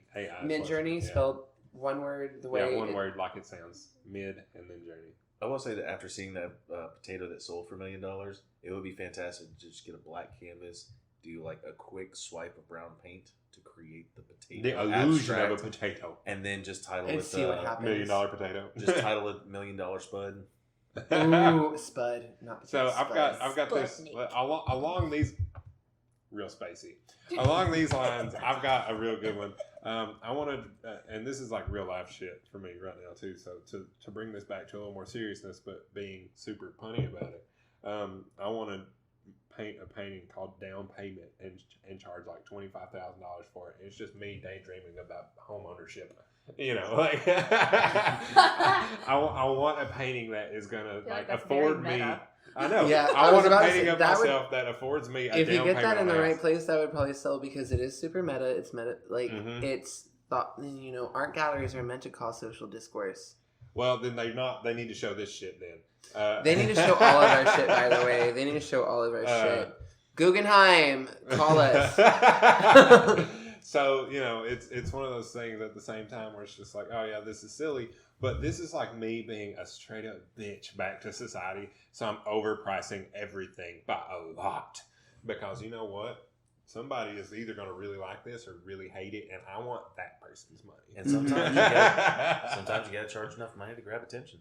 Yeah. And, I ain't got a single problem asking for $25,000 for this down payment painting. Not at all. Like I was telling y'all yesterday about just in Sharpie right on the back, please. Yeah. Like I was telling y'all yesterday, that social commentary piece, there's a series I debuted in August. Like I'm not taking any less than $10,000 for those 5 pieces, period. And I'm going to sell them as a set. I will absolutely refuse to sell them individually. I have one set of paintings. It's 3 canvases, a big one and 2 small ones and 2 bottles because I paint bottles too. And I'm like, these are not going for me. It's $1,000 just because it was quite easy for me to do it. But I'm like, no, this is a whole thing, and each one took me time. Yes, was I able to knock it out within a day? But a day is 24 hours. Was the paint expensive paint? No, but did my time cost money? Yeah. Yes, the fuck it did. And these look fucking phenomenal together. So no, you are not buying this without throwing me $1,000 or more, and you are buying all of it together. You don't get the one painting. You don't get the one bottle because you think it's cute and you think you're going to throw me $10. No. And absolutely and not. that's why this one set, these 5 paintings, are stupid expensive, because I am asking for a ridiculous amount of money for these things. For one, because I can, and two, because I'm just really curious who my customer is going to be. See, I think that every artist should have that one Come out of the piece woodwork, please. that they do not want to get rid of, and so they put that ridiculous price tag on it. Like I've got one that I've got $1,700 on because I don't want anyone to buy it. And not only do I have a $1,700 price tag on it, it's on a hidden page on my website, so you have to know where it is to find it, and then see that price tag, and then want to pay it. Yeah, plus shipping. Plus shipping. I've definitely had a couple pieces where I'm like, no, this one's expensive. Well, no, there is no well. It is, that's the price. Yeah, and I will not move. That's the price. And again, in my mind, I think about it in a way of like, one, I care about the piece. So if you want this, if you want to own this, you are taking something from me. Yeah. And while I'm willing to give it to you, I need you to pay for the fact that I'm willing to give it to you, but you're taking it from me, and I'm just. I'm okay with you letting it go, but like I bought a nice canvas. I used good paint on it, and it took me time, and it took my imagination, it took my energy, it took my personality, it took the culmination of your entire life experience up until the moment you created that. Is on this fucking canvas, and you are paying for it. Yes. I'm not saying you can't have it.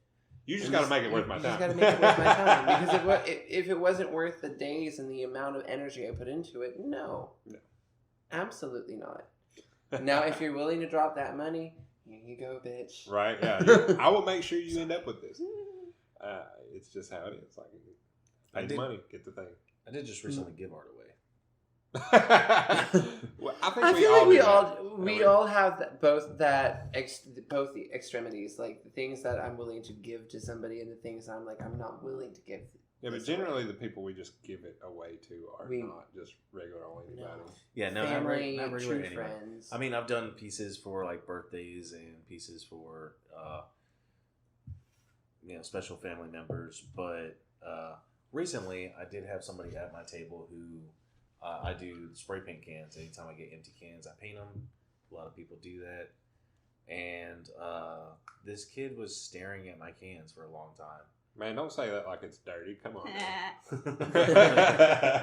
Well, he was staring at the painted spray paint cans for a while, and like you could tell that he wanted them. And I wanted to ask, like, hey, is there anything I can help you with? But him being a kid, most times they don't have money. Yeah. So I didn't think anything of it, but just the look in his eye, he looked really upset and sad. So I was, hey, is everything all right? You okay? Is there anything you're interested in? You want to start, just trying to like start a conversation. Yeah. And turns out he was at the Comic-Con to see his mom, who drove 6 hours to see him, and she only got to spend like 2 hours with him. He was in like foster care, and she was in the process of fighting to get him back. And all he could talk about was like how much he missed her, and like how this one particular spray paint can reminded him of her. That's why we do art. And I was like, well, it's $40.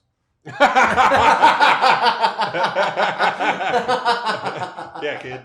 But no, I felt really compelled, and I was like, well, if you like, that's a heartbreaking story, and like that makes me feel things, and my artwork's making you feel things. So go ahead and grab that piece if that's something that you really want. And he's like, I'll pass. I'm just kidding. There's like, no way. I was like, no, he didn't. He's like, I don't really want it, but no, he went ahead and picked up the can, and it just made me feel good that like that reminds him of his mom, and they're currently in a battle. Hopefully, he can get home soon. And until he gets there, he's got something to make him think of her. Hell yeah. That's awesome. And of course, I really wanted to ask a question, but I restrained myself. Like, why aren't you at home? Yeah. Like, sometimes you want to know. Like, was it a bad situation, or was it just... The curiosity is immense at times. It's like you got enough of the story that now there are blank parts, and I'm like, I just need it filled in. Yeah. No judgment. I don't care. I care. but like I need you to fill in the blanks. But like his mom was there also, and she seemed like super nice. I'm curious. At the time, I was curious, like, you know, was she just involved with someone that was not good for him to be around, and DHR got involved, and that, you know, those stories are heartbreaking. Kids often want to go back to their parent, no matter what. Yeah, no matter what, they want to go back, even if it's not a good situation. Mm-hmm. All around. But again, that is one of very few times that I was compelled to give my art to someone. If I'm giving art away, it's usually like my friend or the couple just bought a house or moved into somewhere, and I will happily give someone I care about housewarming art just to make sure they don't go to the store and buy some fuck shit. I will say I don't typically give housewarming art, but I massively discount. Well, I don't know if y'all do, but I have the friend discount. I'm like, if you know me and you've been friends with me for a long time and you're like looking at it definitely depends on the friend. I mean, I give art to friends, but if they come to me and ask to buy something, there's no discount. Like, you pay the... No, I'm with you on that one. If you come to me and you want to buy something, there's no discount. If there's a moment happening... They don't want a discount. They want to pay. They want to pay for it. Now, if there's a moment in life happening, and I think that's where I was going. If there's a moment in life happening, you're like, oh, that one piece would be great. I'll openly just be like, oh, it could be my gift to you. Yeah, in moments. But if you come to me, there's no discount. It's like, hey, I want to pay for that. Yeah, but I do love you, and I'm willing to gift my loving family and friends things. But if you come to me for shit, I don't know. You can buy. The fish caught the hook, homie. Like, no. But I'm willing to be like, oh, if somebody is like, oh man, I just got my apartment and I have nothing to put on my walls, blah, blah, blah. I'm nice enough to where I'll be like, well, I'll give you. It sounds like you can afford an apartment. You can afford a painting, right? Yeah, especially. So I'm too nice. So I used to do like the discounted art thing and the friend art thing, and the only thing I'm willing to do now is very close family, very close friends. Like, I will give them art, but if a friend wants to buy art, then they want to support me. Mm-hmm. Like, and when I say like a very close friend, like someone that I consider family, I will give them a birthday present as an art piece because I know that's something that they want. And but you love them, and there's it hopefully back to you. In fact, I've got a friend of mine who tried to convince me to give him a discount on an art piece. No, you go downtown. I go up 15. He kept. If you ask me for a discount, you're not getting the piece. The price changes when you ask me for a discount. Yeah. If you ask for a discount, I take that as an insult. I happen to be at my computer. You say that. I happen to be at my computer, and as he's trying to convince me, I go onto my website and I up the price of the painting. It's like, no. Like, if you want to buy the painting, that means you want to support me. So, like, that's what the price is. You want a discount on it, then I have incentive programs on my website. That's as far as I'm willing to go. And I'm definitely willing to knock like $10 off of a piece because I'm like, you're my fucking homie. Like, I love you. I'm not. It's a discount, but it's like, again, $10 just to thanks, appreciate you. You come at me asking for a discount, we're probably not going to get along very well after this because that's some low down dirty shit. That's selfish. That is selfish. I'm willing to knock off the shipping. That's a luxury. I'm willing to knock off the shipping, but you got to come pick it up. Buy art, they just pay like whatever the price I advertised on it was. Like, luckily, I've never had anybody ask for a discount. I've heard it happen because I've done the 100 Taylor art shows. I've heard it happen, and I had one friend. It was like, so do you give friend discounts? I was like, sometimes. To make sure, like, I can't lie and say no, but I'm also making sure that no. You understand you're not super eligible right now. No.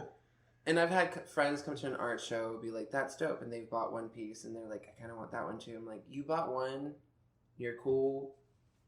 Instead of $150, it's $120. Yeah. I'm still making money off of you. You're still buying my pieces, but they're still able to support you, right?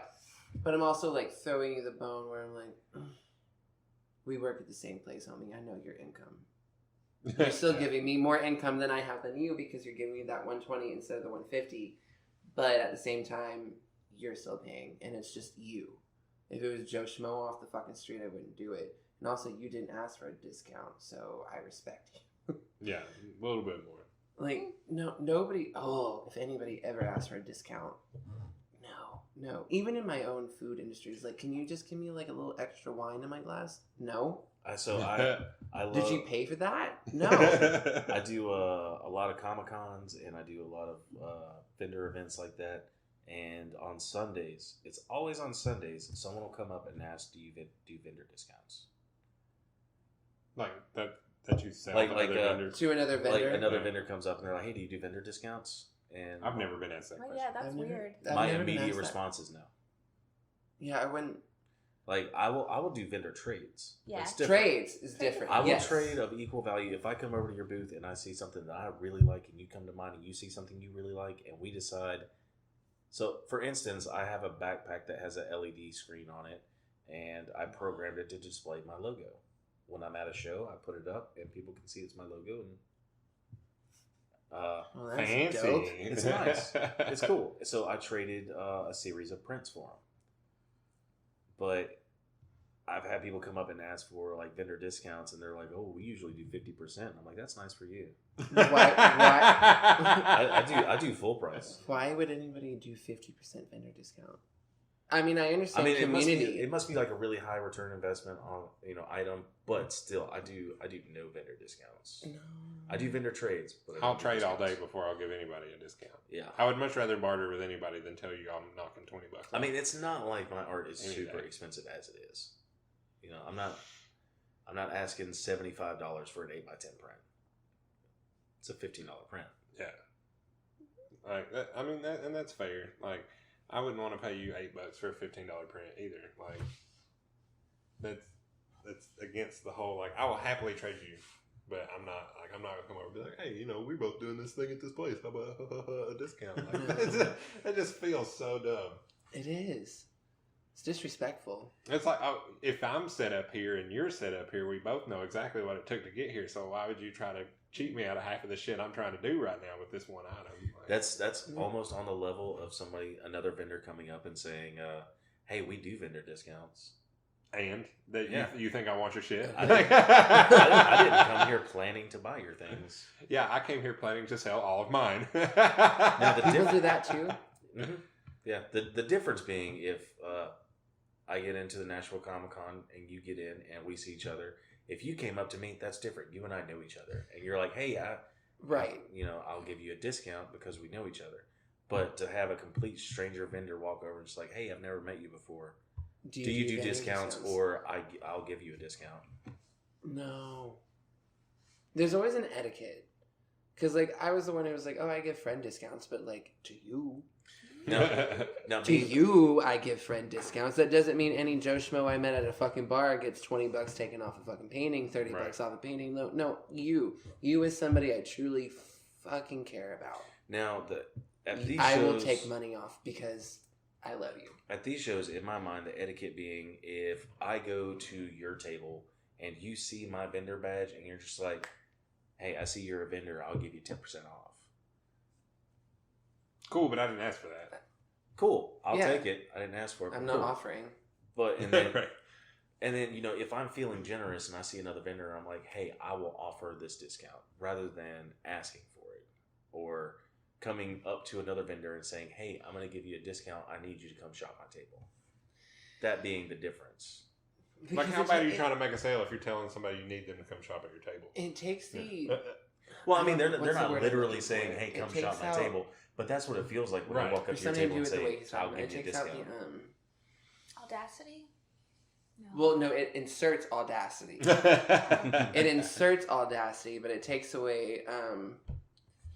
for lack of the term, it takes away the human element. It takes away the kindness. It takes away the community. It takes away the tribal group thing that we're doing. If you're like, hey, I do 10% on vendors, but are you going to come to my table? Or just to let you know, or while I'm looking around, hey, do you do vendor discounts?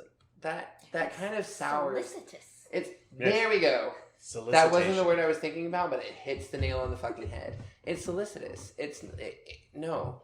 Yeah. Like, if we were at an art show together, I'd be like, yo, Sean, check Thomas, out this shit. Hey, let's fucking do this shit. Like, I'm going to give you this painting, and you don't even have to give me one, just because you're dope. Well, and because honestly, I like you. And honestly, but for somebody to just come up into your space and either A, expect it, or offer it in expectation of getting something in return, that's not... No. Well, and honestly, cool. I would probably ask you guys for a piece of yours to display in my booth. That way we could all like cross-direct traffic to each other. Because I like your work, I like Sean's work. Because that is community, and that is organic, and that is tribal. Yeah. That makes sense. Very much. I'm like, bruh, I carry stickers for that reason. Slap my sticker on your shit. Yeah, exactly. Like you've got my sticker on your sketchbook. Heck yeah. Yeah, you sure do. Wait, can I have a sticker? I need new ones because somebody hacked my old rude. Instagram account. She's got an outdated sticker, yeah, so like it is. My old Instagram account got hacked. That's why I had to make the new TTW Artworks one. So by the way, what's going up with our Instagram and not being able to message people? I don't know, man. Luckily the new chat is fixed, but like I'm also having problems in my phone of like sending pictures. So like, what kind of pictures are you sending? I tried to send my dad a picture of Elliot painting a wall today, and I had to send it like 5 times before it would actually go. So I was pissed. But oh no, inconvenience is modern technology. But first world problems. But also, it is really frustrating when you're trying to organize a community event, and then all of a sudden you can't talk to anybody. Yeah, here we are, the Vivas, trying to all be up in to get this thing sorted out. And nope. I'm sitting here trying to share information about the Airbnb, the address, and all, whatever. And it's just like, hey, you guys can't see any of my shit, can you? Ha, ha, ha. And I didn't even know until Sean was like, Thomas is having issues too. I was like, me too! Like, I can't see shit. And it wouldn't even let me send anything. It wouldn't let me send anything. And your message from like a week ago is still the thing that it's giving me a notification for. Oh. Your cheetah comment? It's still telling me that's my new message. Oh. I need to tell you that I had a great reply for that cheetah comment that my Instagram then decided to just cut me off out of this group chat. So it needs to be like a younger cheetah on a bigger cheetah with like a meat on a stick and a string way out in front of the big cheetah. So, it's just like 2 things that go fast, but one of them's really lazy. That, like, when you said the things about the thing, I was like, damn, man, I carrot on a stick, but cheetah's fuck, yeah. Like, I will show you what I was sketching later, and it was not working out at all. See, I can't sketch things out. Like, I can do the general, like, kind of word vomit. Yeah. Like, the general idea, but if I sit there, I'm like, this is exactly I can't do it. It will never be that way because usually when I paint, I get new ideas and I expand on what I'm doing from the moment of creation. Yep. But also to sit there and be like, this is like I've deviated from the plan. And it stresses me out. So the original plan for me, because I was going to tackle that cube. That's dope. I respect your brains for sketching. Like, I just don't understand how your brain does it. So I'll do the word vomit thing and then just have like a general feel and idea of how I want this image to appear. Not so much like I need blue gradients that fade into yellow and with a little bit of green mixed in, and like I need dots here and dots there.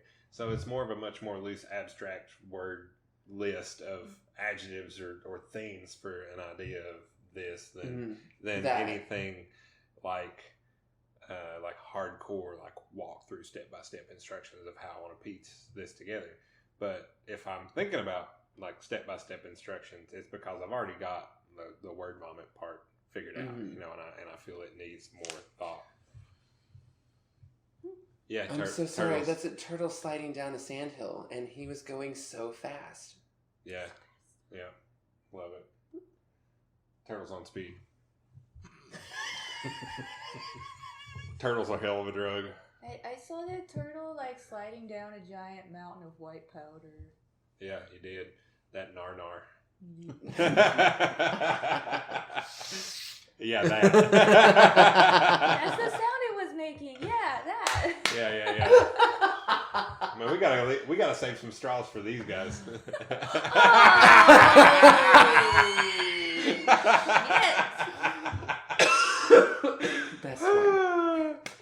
All right. That's mine. I'll stop hating on the environment and the turtles now. Oh, I felt bad a couple moments. Why? While I was painting, just because the paint spilled on the earth, and I was like, I try to keep things clean. True, and I hate when I spill paint because I feel like a fucking idiot. I feel like an idiot because, one, it was my fault, but also I'm like, sorry, Mother Nature. Yeah, making a mess in all the ways. I did not mean to spill all these chemicals around you, but I did. It's like, I have to wait for this dry so I can just put it in the trash, and then, like, 2 days later. When I did the eyeball wall, which was where that gun is now, I spilled my base coat, which was like a gloss black latex paint. I was just like, fuck. Luckily, I'd already got my wall like coated twice and everything was cool, but I was just like, man, I was doing some shit and just like kicked it over the whole innocent, just like, bonk. And don't. Like, you know, you kick it over, you watch it, it's already too late, so you're just like, nah, whatever. It already happened. It's like I can't change it now. Like, might as well stop being upset about it in 30 seconds. Yeah. Well, that's what it is. Like, you can be upset that, like, well, damn it, I didn't mean to pollute. I didn't mean to spill this. I didn't mean to waste the money. Well, you know what? It happened. And it was 3 seconds of a spill. There's no taking those 3 seconds back. No, and I can't get that paint out of the gravel either. No, because it's not. So just don't be angry about it. Acknowledge that it happened. Try not to do it again, and just get along with your fucking. And you know what? It was an accident that didn't happen on the wall, so it's not like I had to paint the wall over with the paint. I just almost fucked up and spilled it. Yeah, right, exactly. So, like, silver lining on the black paint there. Well, Kat's yawning. Sean's playing on his phone. To be fair, I was looking up the scores. All right, well, why? What's the Missouri-Tennessee game then? Oh, it's bad. It's like 66 to 20 something. Oh my god. Well, we are a balls by 50 team, so whatever. I mean, better luck next time, Tennessee. What? Get out of here. No, I'm just kidding. Don't talk to me like that. Once again, Sean has been asked to leave. He refused. This suddenly became sports satire, and I do not appreciate it. Let me have my 9-1 season. Damn it! Yeah, you guys got sports it. Ball. What are they talking about? Sports ball. Sports ball. Sports ball. Oh, football. Okay, wait. Football or like American? American football. No, like American college football. College football, and Tennessee is like good this year. Like, oh, cool. Yeah, world's got weird. Got it. World's got real weird. Yeah. Shit upside down. Wait, anything in Tennessee school was good? Good though. I saw this coming. I was like, Tennessee's gonna have like. You're on the Hypel train. What? Exactly. Yeah. What? Yes. Just say yes. Okay, sure. Like the coach's last name is Hypel, so everybody's like, "Oh, the Hypel train." Yeah. Oh, okay. Yeah. Yes. Yes. Definitely. Yes. Sports ball. Yeah. Sports ball. Yeah. I mean, I still love Alabama. Always will. Good season, bad season, doesn't matter. And I support other teams too, you know. Yeah, you ain't got to justify that amount of suck by saying you don't suck other places. It's fine. It's okay. I promise. I mean, I like you even when Alabama loses, I will still paint. You know what? Fair. It just turns into black and white houndstooth every time. It's okay if that's my case. Like I get tired of seeing power tees, so it is what it is. It's my dark period. It's my houndtooth phase. My houndtooth phase. Yeah. So, friends, we are sitting at 2 hours and 17 minutes right now, and that's about as long as my listeners ever care to listen, as far as I've discovered. I don't know how much your watchers watch, but they're getting some stretched legs on this one. Yeah, absolutely. So, friends, if we can go around the table and throw our just like that, throw our social handles and all that jazz out to the webs and the internets. Sean, you go last because this is your video ordeal, and then I guess I'll go first and run around the table. Hi, everybody. My name is Thomas Zachary, and this is the far expanded Knoxville Area Artist Networking podcast program. The P's are interchangeable. This is and has been a conversation with friends about art and life and what the shit we did ourselves today as tortured artists creating beautiful things in a place none of us live. So, Kat, if you will plug your things now. What's up? I'm Kat. I'm Whiskey Kitty. You can find me on Instagram as Whiskey Kitty. WHISKYKITTEEEEEE. 6 E's, everybody. 6. Perfect number. We searched this thing. It's SEO certified. 6 E's has the most punch. Yep. Matt. All right, my name is Matthew Cutright, local Nashville dancer and abstract artist. You can find me on Instagram at Matt Cutright Art. There is no W in my name. It is literally cut to the right. And that is me. And you can find me there. Sean? All right. I am Sean. Thank you guys so much for listening. You can find all of my artwork on my website, pdshawn.com. I'm also on all social media networks. Just look up PD Sean, SEAN. Shit, yeah. And everybody, if you would share this episode and do all the things you wonderful listeners and watchers are supposed to do, and if you want to support any of the wonderful artists that are around this table and around these microphones, go check out their shit and buy it. That would be the best way for you to directly support all of us, and we would greatly appreciate it. Woo! Thank y'all for listening. It's been great. Goodbye, everybody. Buenas noches. No, this button right here.